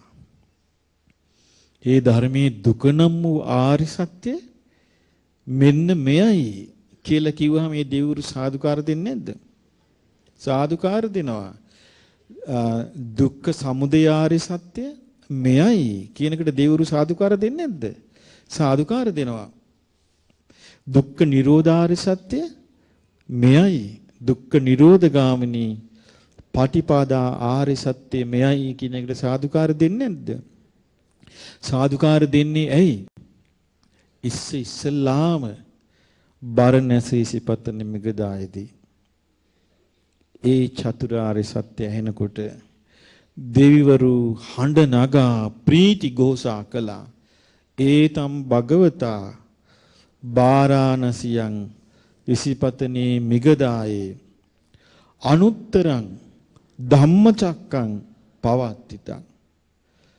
මේ භාග්‍යවතුන් වහන්සේ විසින් බරණැස ඉසිපතන මිගදායේදී අනුත්තර වූ ධර්ම චක්‍රය කරකවන ලද්දේය. අප්පතිවත්තියං සමණේනවා බ්‍රාහ්මණේනවා දේවේනවා මාරේනවා බ්‍රහ්මුණාවා කියන ජීවා ලෝකාස්මි ලෝකෙ කිසි කෙනෙකුට මේ චතුරාර්ය සත්‍ය දේශනා කරන්න බෑ. ඒව කියපු දෙවිවරු තාම ඉන්නවා. හඬ නගා බුදුරජාණන් වහන්සේට ස්තුති ප්‍රශංසා කරපු දෙවිවරු භූමාට දිව්‍ය ලෝකෙත් ඉන්නවා. චාතු මහරජකෙත් ඉන්නවා. තවතිසාවෙත් ඉන්නවා. යාම තුසිත නිමාන් රති ආකනිටම් බඹලෝ දක්වා ඉන්නවා. තාම ඉන්නවා ඒ දෙවිවරු. එතකොට මේ දිව්‍ය ලෝකයකට යාගත්තොත් වර්තමාන මිනිස්සෙක් ඒ දෙවිවරු අහනවා නුඹ කොහොමද පැනගත්තේ? මනුස්ස ලෝකේ මැරෙන එක සතර අපායට යද්දී උඹ විතරක් පැනගත්තේ කොහොමද බේරිලා? එතකොට කියන්න තියෙන්නේ මොනවද? මම බුදුරජාණන් වහන්සේව සරණ ගියා. නැකත් නෙමෙයි. නැකත් නෙමෙයි. දකුණ දිහා බලාගෙන උතුර දිහා බලාගෙන ඒව නෙමෙයි. මම බුදුරජාණන් වහන්සේ සරණ ගියා. නැකත් කියන්නේ බමුණන්ගේ මතේ. ඒක නෙමෙයි මේ. මම ධර්මය සරණ ගියා. මම ශ්‍රාවක සංඝයා සරණ ගියා. මං ආර්ය අෂ්ටාංගික මාර්ගය ගැන නිර්මලව පැහැදුනා. හරි විදියට පැහැදුනා. මම කුසල් වැඩුවා. අකුසල් දුරු කළා. ඒ නිසයි මං ආවේ කියලා කිව්වොත් ඔබ වට කරගන්න දෙවිවරු සාදුනාද පවත්වන එක නැද්ද? සාදු සාදු එහෙනම් නුඹ ගැලවුණා කියන්නේ නැද්ද? මේ අවස්ථාව මගහැරිච්ච කාලෙක ආයි අවස්ථාවක් නැහැ. එන්න මිනිසුන්ගේ ගුණධර්ම වේගෙන් පිරිහීගෙන යනවා. වේගෙන් පිරිහීගෙන යනවා. ඒක මම කියන දේ කියන්නම් වාලේ ගන්න ඕනේ. ඇත්තදයි කියලා. මේ ඇත්තක්ද කියලා බලන්න. විමසා බලන්න. ලෝකෙ දිහා බලන්න. බොහොම ඉක්මනින් මේ හිත පිහිටනවා. රාග අරමුණු වල. පිහිටන්නේ නැද්ද? බොහොම ඉක්මනින් මේ සිත රාගික දේවල් වලට ඇදිලා යනවා. ඇදිලා යන්නේ නැද්ද මේ හිත? ඇදිලා යනවා. බොහොම ඉක්මනට මේ හිත කිපෙනවා. කිපෙන්නේ නැද්ද? බොහොම ඉක්මනට මේ හිතේ තරහ පිහිටනවා. තරහ පිහිටන්නේ නැද්ද? මේ තරහ පිහිටන වේගෙන් මෛත්‍රී පිහිටනවද? නෑ. ඉවසීම පිහිටනවද? නෑ. බොහොම ඉක්මනින් පලි ගැනීම පිහිටනවා. අකුසල් විතරක බොහොම සුවසේ හිතන්න පුළුවනි. නමුත් කුසල් බොහෝ අමාරුයි. එහෙමනම් මේ කාලෙත් යම් කිසි කෙනෙක් ආර්ය මාර්ගයේ කෙරෙහි සිත පහදවාගෙන දෙවියන් අතරට හරියා ගත්තොත් ඒක දුර්ලභ එකක්. ඒක දුර්ලභ එකක්. දැන් මේ ජීවිතේ කුසල් අකුසල් හඳුනා ගත්තොත් මම ඔබට ඒක කිව්වා. ඒ කුසල් අකුසල් හඳුනා ගන්න ඔබ තුල තියෙන දෙයක් ඔබට උදව් වෙනවා. මොකක්ද ඒ දේ? ප්‍රඥාව. ප්‍රඥාවෙන් තමයි හඳුනගන්නේ. ප්‍රඥාව නැති එක්කනට හඳුනගන්න බෑ. ඇහෙන්නෙත් වැරදියට, ගන්නෙත් වැරදියට. ඇහෙන්නෙත් වැරදියට නම්, ගන්නෙත් වැරදියට නම්, කියන්නෙත් වැරදි දෙයක් නම් එයා ප්‍රඥාවත් එක්ක එකතු වෙච්ච ජීවිතයක් නෙමෙයි. එයා ප්‍රඥාවෙන් බැහැර වෙච්ච කෙනෙක්. එයා දක්ෂ වෙන්න පුළුවන්. වැරදි දේ අල්ලගෙන වැරදි විදිහට කියන්න හපණෙක් වෙන්න පුළුවනි. නමුත් එකතු වෙලා තියෙන්නේ කුසල් නෙවෙයි. අකුසල්. ඒ නිසා කුසල් එකතු වෙච්ච කෙනෙක් ඔහේ ඉන්න පුළුවන් පැත්තකට වෙලා. නමුත් එකතු වෙලා තියෙන්නේ කුසල් නම් තමන්ගේ මාර්ගයේ තමන්ට බාධාවක් නැහැ. ඉතින් මේ විදිහට මේක තේරුම් ගන්න අද මේ වෙසක් පොහොව දවසේ ඔබ දක්ෂ වුණොත් අද ඔබ විතරක් නෙමෙයි මේ බණ අහන්නේ. ලෝකේ හැමතැනම අවස්ථාවක් තියෙන කෙනාට මේක ඇහෙනවා.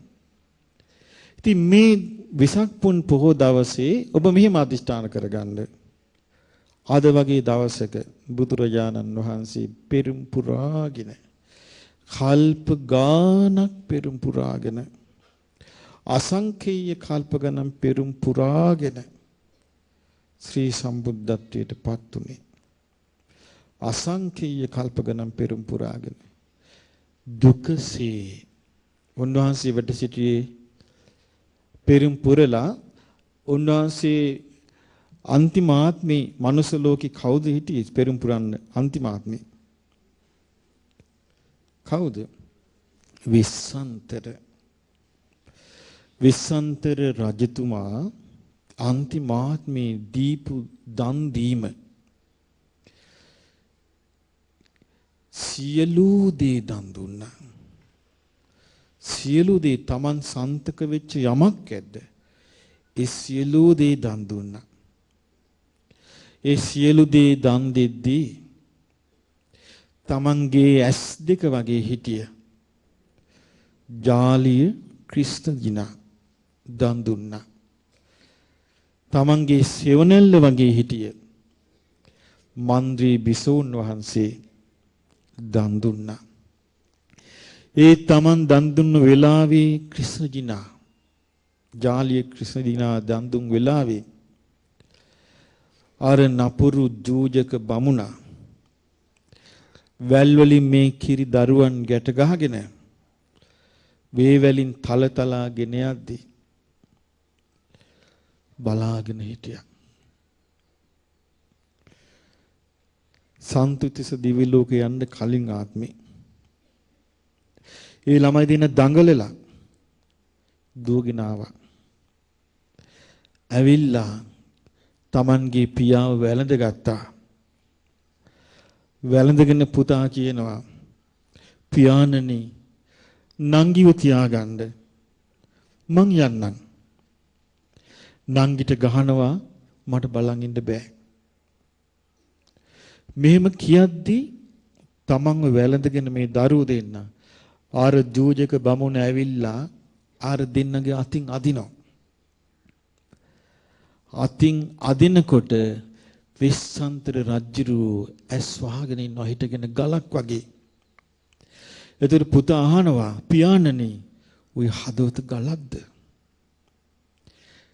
එතකොට දුව අහනවා පියාණනි ඔය හදවත ගලක්ද? ගලක් නෙමෙයි.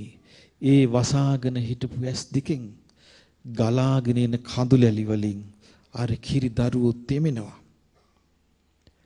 එහෙම ඉඳිද්දී ආය ඇදගෙන ගහ එක්කන් ගියා බලාගෙන ඉන්නවා. අසාමාන්‍ය හිතක්. එහෙම දන්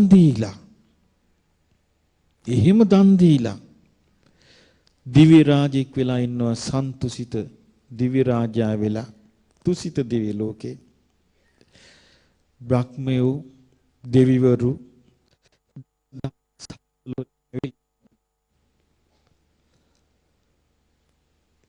ආරාධනා කළා කාලෝ යන්තේ මහාවීරයන් වහන්සේ ඔබට කාලයයි උප්පජ්ජ මාතු කුච්චියන් මව් කුසේ උපදිනසේක්වා සදේවකං තාරයන්තෝ දෙව්මිනිස් ලෝකයාව මේ බිහිසුණු සසර ගමනින් එතර කරවනසේක්වා බුද්ධස්සු අමතම් පදං ශ්‍රී සම්බෝධිය අවබෝධ කරනසේක්වා උන්වහන්සේගේ පිළිගත් අපේ වාසනාවට පිළි අරගෙන මහා මායා දේවින් වහන්සේගේ කුසේ පිළිසිඳගෙන අද වගේ දවසක ඒ උත්තමයා අපේ ශාස්ත්‍රුන් වහන්සේ අපිට මේ සතර අපායෙහි වැටි වැටි යන බිහිසුණු ඉරණම පැහැදිලිව පෙන්වා දීපු අපට බොරු නොකියපු බොරු රැවටිලි බස් නොකියපු මායාකාරී සීනේක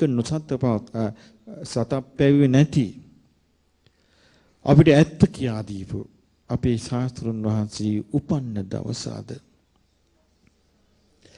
බලන්න නියම උපන්දින සමරීම දැක්කද අපි උපන්දින සමරන හැටි සිල් අරගෙන වැඳ වැඳ ඉන්ද්‍රිය සංවර කරගෙන බවුන් වඩ වඩා උපන්දින සමරන්නේ ලෝකෙ කොහෙද වෙන තියෙන්නේ ඒ බුදුරජාණන් වහන්සේ ඒ වගේ ඉපදිලා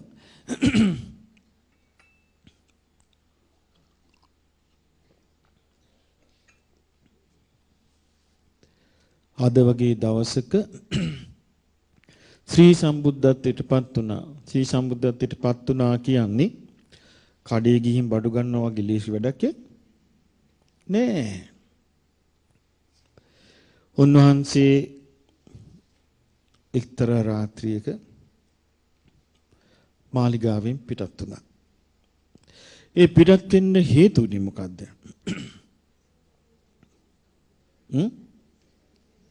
සතර පෙර නිමිති. සතර පෙර නිමිති කවුද පෙන්වුවේ? දෙවිවරු පෙන්වුවේ. මහල්ලෙක්ව පෙන්වුවා. මහල්ලෙක්ව පෙන්වුවාම මේ කුමාරයා හොඳට බැලුවා මහල්ලා දිහා.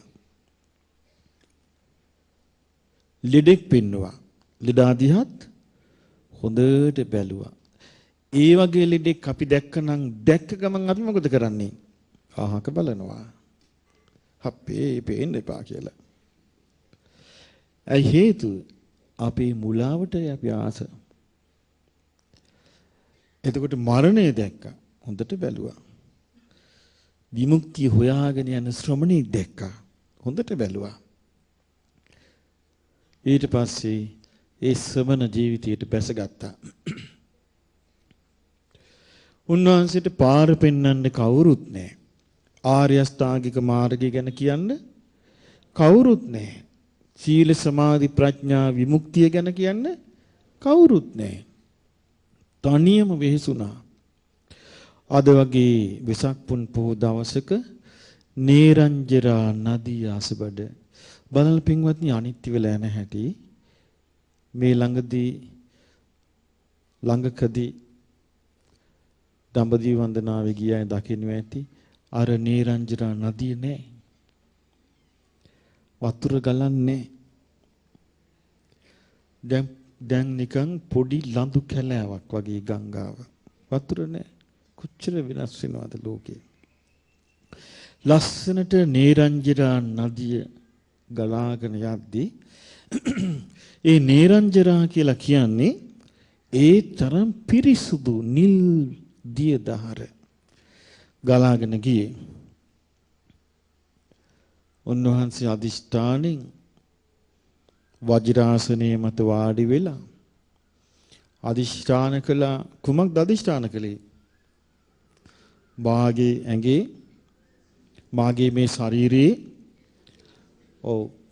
ලේ මස් වියලියතොත් වියලියේවා ඇට නහර සම ඉතිරි වෙතොත් ඉතිරි වේවා. මම මෙතනින් නැගිටින්නේ නැහැ. මං සම්බෝධියටපත් වෙන තුරු. ඒ අදිස්ථානය පරද්දවන්න ලෝකේ කාටවත්ම බැරුව ගියා. උන්වහන්සේ ශ්‍රී සම්බෝධියටපත් වුණා. අද වගේ පොහොය දවසක දෙවිවරු ප්‍රීති ഘോഷා කළා. දෙවිවරු කුමද්ද ප්‍රීති ഘോഷාව? ජයෝ මුනින් දස්ස සුබෝධි මූලේ. බෝධි මූලයේදී අපගේ මුනිంద్రයන් වහන්සේට ජයත් උනා. මාරස්සච පාවිමතු පරාජයෝ. පවිතු මරුහට පරාජයත් උනා. උග්ඝෝසයුම් දේවගණා පසන්නා. දෙවිවරු සතුටු සිතින් ප්‍රීති ഘോഷා කළා. අද වගේ දවසක ඊට පස්සේ උන්වහන්සේ ලෝකෙ දිහා බැලුවා. සාම්පති බ්‍රහ්ම රාජය ආරාධනා කළා උන්වහන්සේට. ලෝකෙ දිහා බැලුවා. බලද්දී මේ කල බැලුවා නම් ලෝකේ ඔක්කොම පොහොට්ටු. පොහොට්ටු කියන්නේ පොළොවේ යට. මෝරන්න කල්යයි.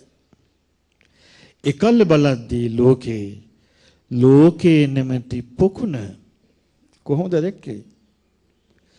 වතුරින් උඩට ආපු හොඳට මේරුණු හොඳින් මෝරා ගිය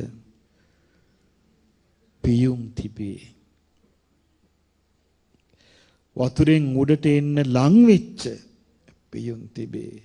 වතුර අස්සේ තවම තියෙන මේ මෝරා නැති පියුණුත් තිබේ අපවැනි. අර මෝරපු වතුරෙන් උඩට ඇවිල්ලා මෝරපු පියුම් පොහොට්ටු වලට එක දෙයයි අවශ්‍ය. කුමක්ද? හිරු නැගින්නේ යම් විටකද ඒ හිරු රැස් දහර අර නෙළුම් පොහොට්ටුවේ ස්පර්ශ වන්නේ යම් විටකද ඒ නෙළුම් පෙතියේ කිනික විහිදයයි. ඒ නෙළුම පිපේ. ඒ සුන්දර දේ උන්වහන්සේ දැක්කා. උන්වහන්සේ අවුරුදු 45ක් මුළුල්ලේ ඒ ආර්ය අෂ්ටාංගික මාර්ගය දේශනා කළා. දේශනා කළ පින්වත්නි ඔන්න පිරිනිවන් පාන අවස්ථාව ආවා. පිරිනිවන් පෑවෙත් උන්වහන්සේ නිකන් නෙමෙයි. උන්වහන්සේට ඒකටත් ඇරුම් ලැබුණා. ආරාධනාවක් ලැබුණා. කවුද ආරාධනා කළේ? මාර්යා. ආරාධනා කළා ඔබ වහන්සේගේ බුද්ධ කෘත්‍ය දැන් සම්පූර්ණයි. දැන් පිරිනමන පාන්න කිව්වා. ඊට පස්සේ උන්වහන්සේ වදාලා මාර්ය ඔහි ඉගෙන කරදර වෙන්න එපා. තව 3 මාසෙකින් පිරිනමන පානවා කියලා. ඉතින් පිරිනමන පානවා කියලා උන්වහන්සේ පිටත් වුණා. විශාලා මහනුවර ඉඳලා පිටත් වුණා කොහේ දක්වාද? කුසිනාරාවේ පාවානුවර දක්වා. ගෙදර ඉඳලා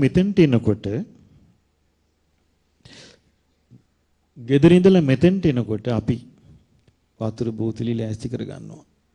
නැද්ද? පාන් කෑල්ලක් ලෑස්ති කර ගන්නවා. බෙහෙත් පිටත් ලෑස්ති කර ගන්නවා.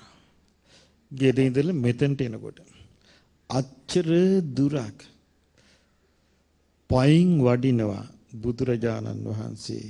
ශාවක සංඝයා වතුර ටිකක් නැහැ.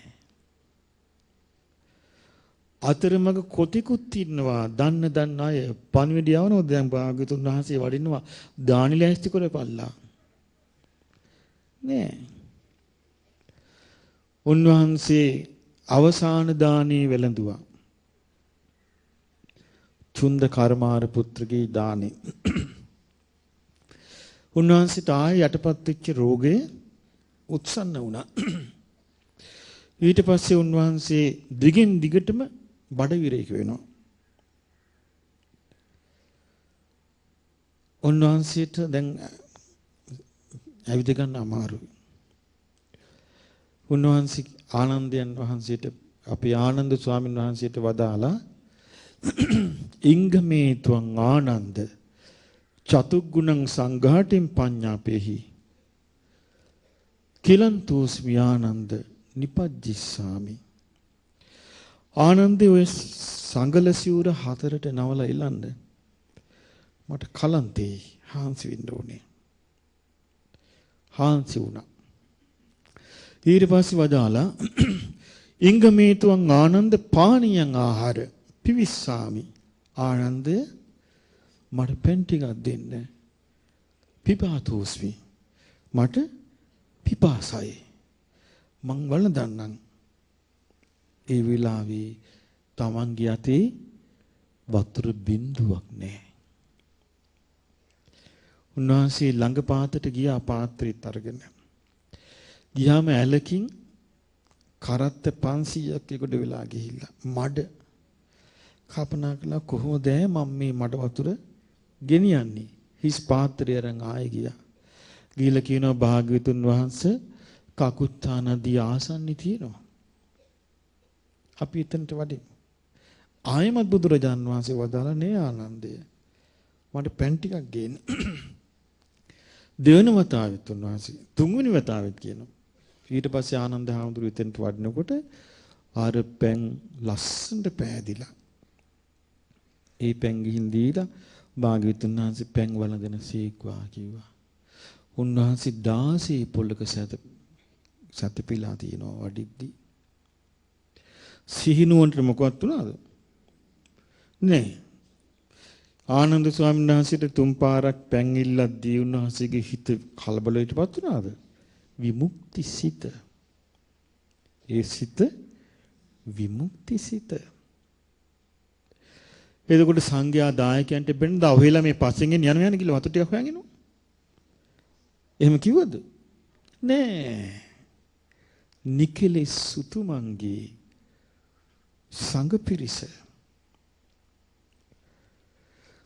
ඒ බුදුරජාණන් වහන්සේ ගැන හිතනකොටත් හිතට සමීපයි. ඒ බුදුරජාණන් වහන්සේගේ ශ්‍රාවක සංඝයා ගැන සිතනකොටත් හිතට සමීපයි. මේ දැන් මේ ලෝකයට වඩා මොන තරම් සුන්දර ලෝකයක්ද? ඒ ලෝකේ අපිට අහිමි වුනේ නැද්ද? අපිට අහිමි වුණා. දැන් තියෙන මේ ලෝකේ අපිට අහිමි වෙවි නැද්ද?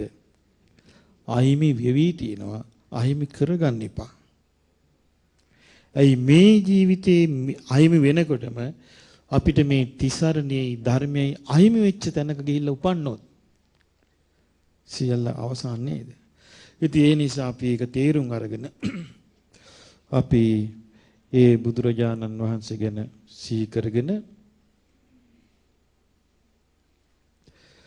අපි හිතමු මේ වෙසක් පුන් පොහොය දවසේ ඒ බුදුරජාණන් වහන්සේගේ උතුම්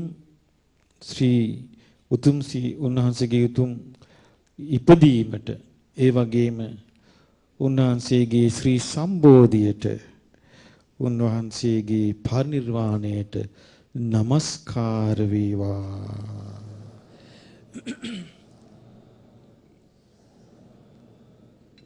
කවුරුත් කියන්නේ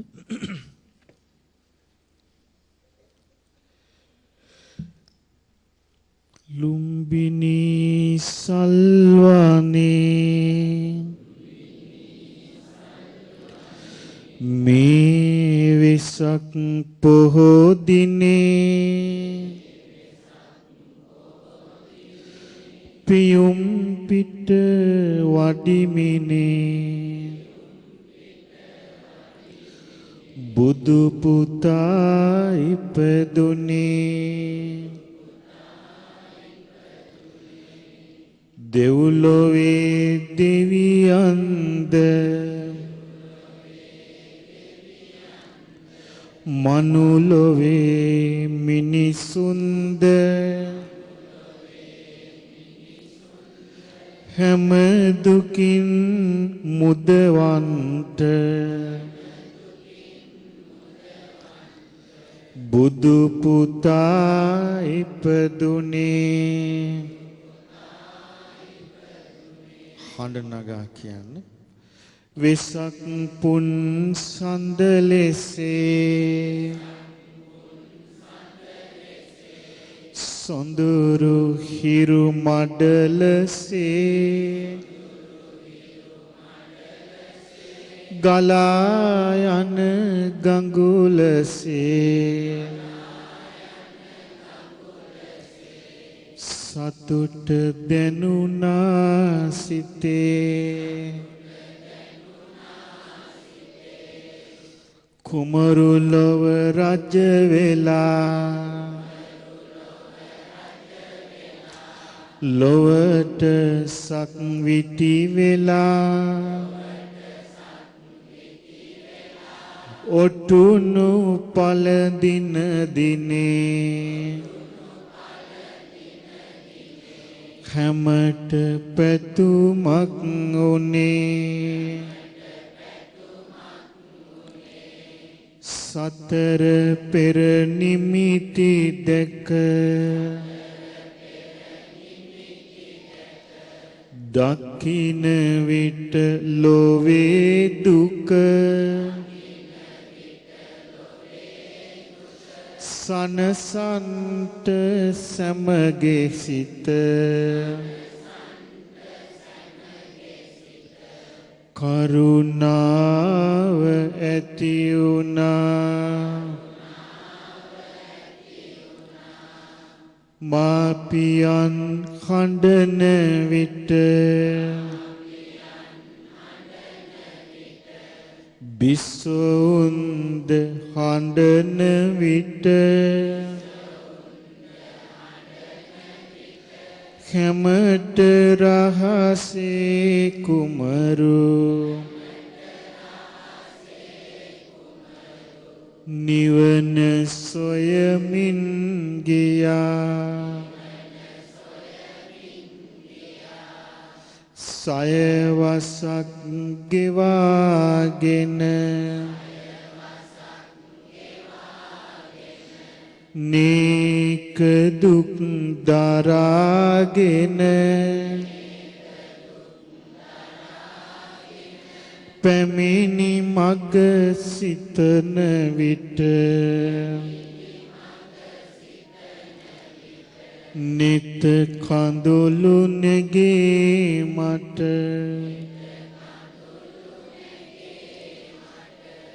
ගයාවේ ගං තෙරේ උතුම් වජිරාසනේ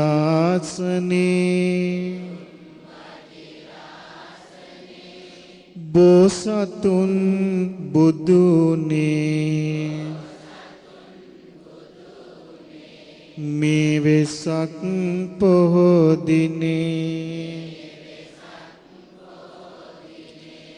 වෙසක් සඳ රැස් වැටි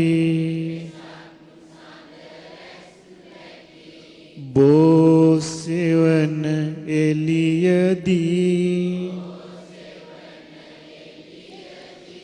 බුදු සමිඳු පිළිගන්ට මුළු ලොවම සැරසුණා පෙරුම් දම් පුරාගෙන කරුණාව දරාගෙන පැමිණි මග වලකන්ට මරසෙනග පැමිණුණා අසම සමවීරියෙන්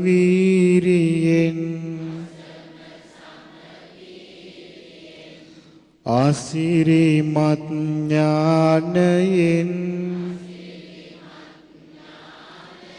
මගේ බුදුරජාණන්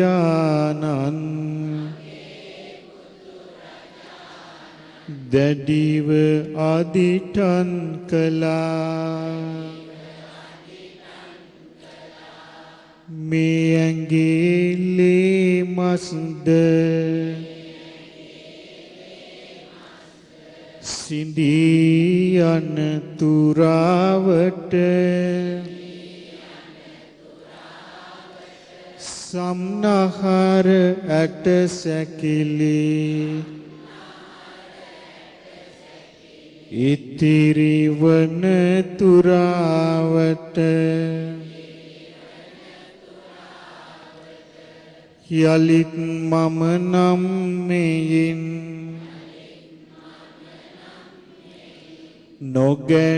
නොනැගිටිමි කිසි ලෙසින් අමාසුව ලබා මිස බැහැර නොම යමි ඉතින්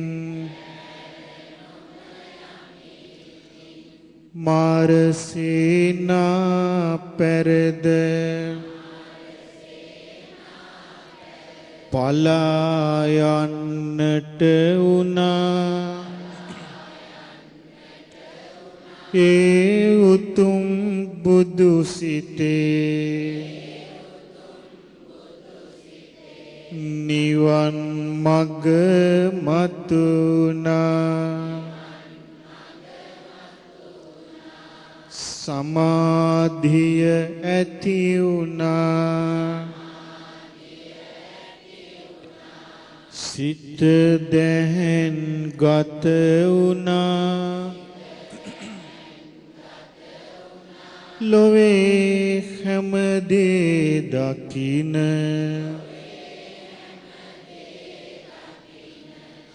නුවණ එහි මතුණා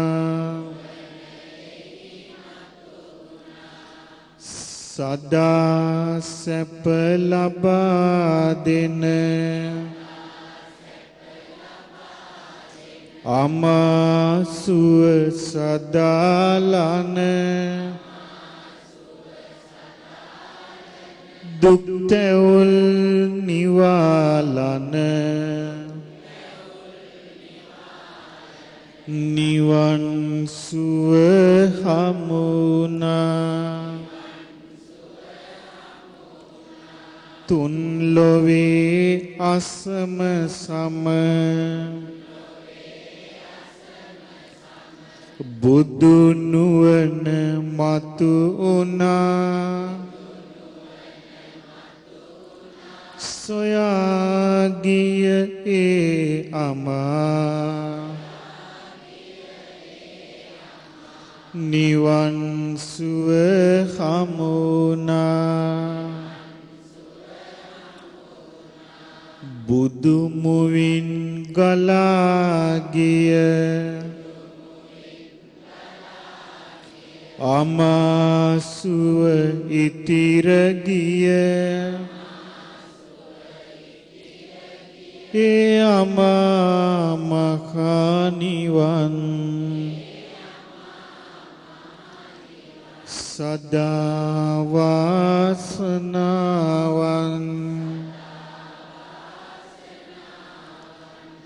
බුදු මුවින් ගලා ගිය අමාදම් ඇසෙන විට බරණැසේ මුව වනේ සාදු හඬ පැතිරුණා මගේ බුදුරජාණන්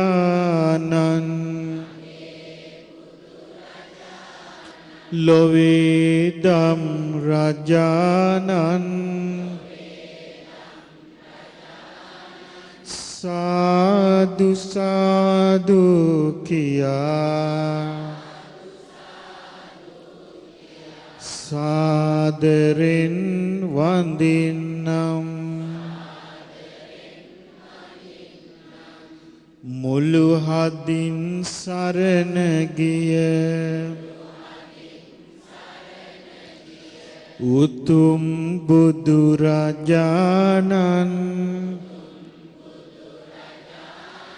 අමනිවන් සුව පතා සාදරෙන් වඳින්නම් සිව්වනක් පිරිසවන ගිහි පැවිදි සියලු දෙන මේ උතුම් බුදු සසුනේ අමනිවන වෙත ගියා සදහෙන් ඉපිල ගිය දෙව් මිනිස් ලොවේ සැම සුවඳ මල් කිනිටිගෙන සමිඳු පසු පස ගියා බුදු ගුණම කිය කියා බුදු බණම අස අසා බුදු සමිඳු බල බලා බුදුන් සරණම ගියා පුරා 45ක් වසර ගෙවිලා ගියා අප මුනිඳුගේ වයස කෙමෙන් ගෙවිලා ගියා වෙසක් පුන් සඳ නැගී මලානික එළියදී වලා අතරට වැඩි අඳුරු වීලා ගියා මිහිතලය ඉකි බිඳින හඬ කෙමෙන් වැඩි වුණා මල් පිපි අකාලෙට සමිඳු මත වැතිරුණා ආනන්ද හිමියන් සමග පින්බිමට පැමිණුණා සාලරුක් දෙකක් යට අපි මුනිඳු සැතපුණා සියලු දෙන හඬාගෙන සමිඳු ළඟ වැටෙන විට පිරිනිවන වෙත වඩින මුනිඳු මෙය පැවසුවා මහණෙනි මෙයයි මට කියන්නට තිබෙන්නේ හටගත් සියලු දෙය වෙනස් වී නැසෙන්නේ මා දෙසූ මේ දහම හොඳින් සිහි කරන්නේ හැම දුකෙන් මිදෙන්නට දැන් පමා නොවන්නේ බුදු මුවින් ගලා ගිය අමා ගඟ නැවතුණා කරුණාව පැතිර ගිය නිත්සංගල පිය වුණා සිහිල්ලුන හද මඩල සදහටම නැවතුණා පහන් සිල නිවෙන ලෙස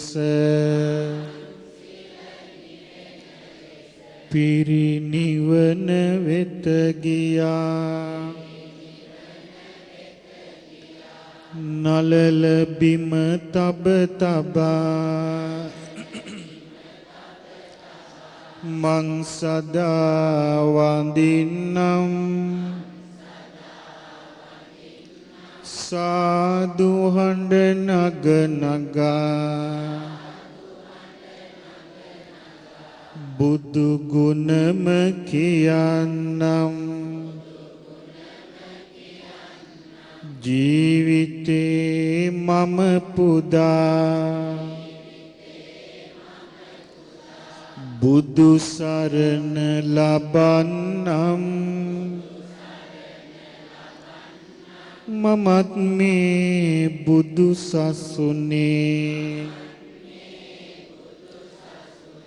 අමනිවන ලබන්නම් මමත් මේ බුදු සසුනේ අමනිවන ලබන්නම් මමත් මේ බුදු සසුනේ අමනිවන ලබන්නම් සාදු සාදු සාදු විවේක කාලේ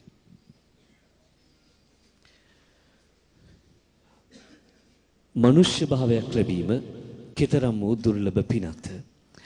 ඒ අප මනුෂ්‍ය භාවය ලැබූ කාලයේහි බුද්ධෝත්පාද කාලයක් වී තිබීම කෙතරම්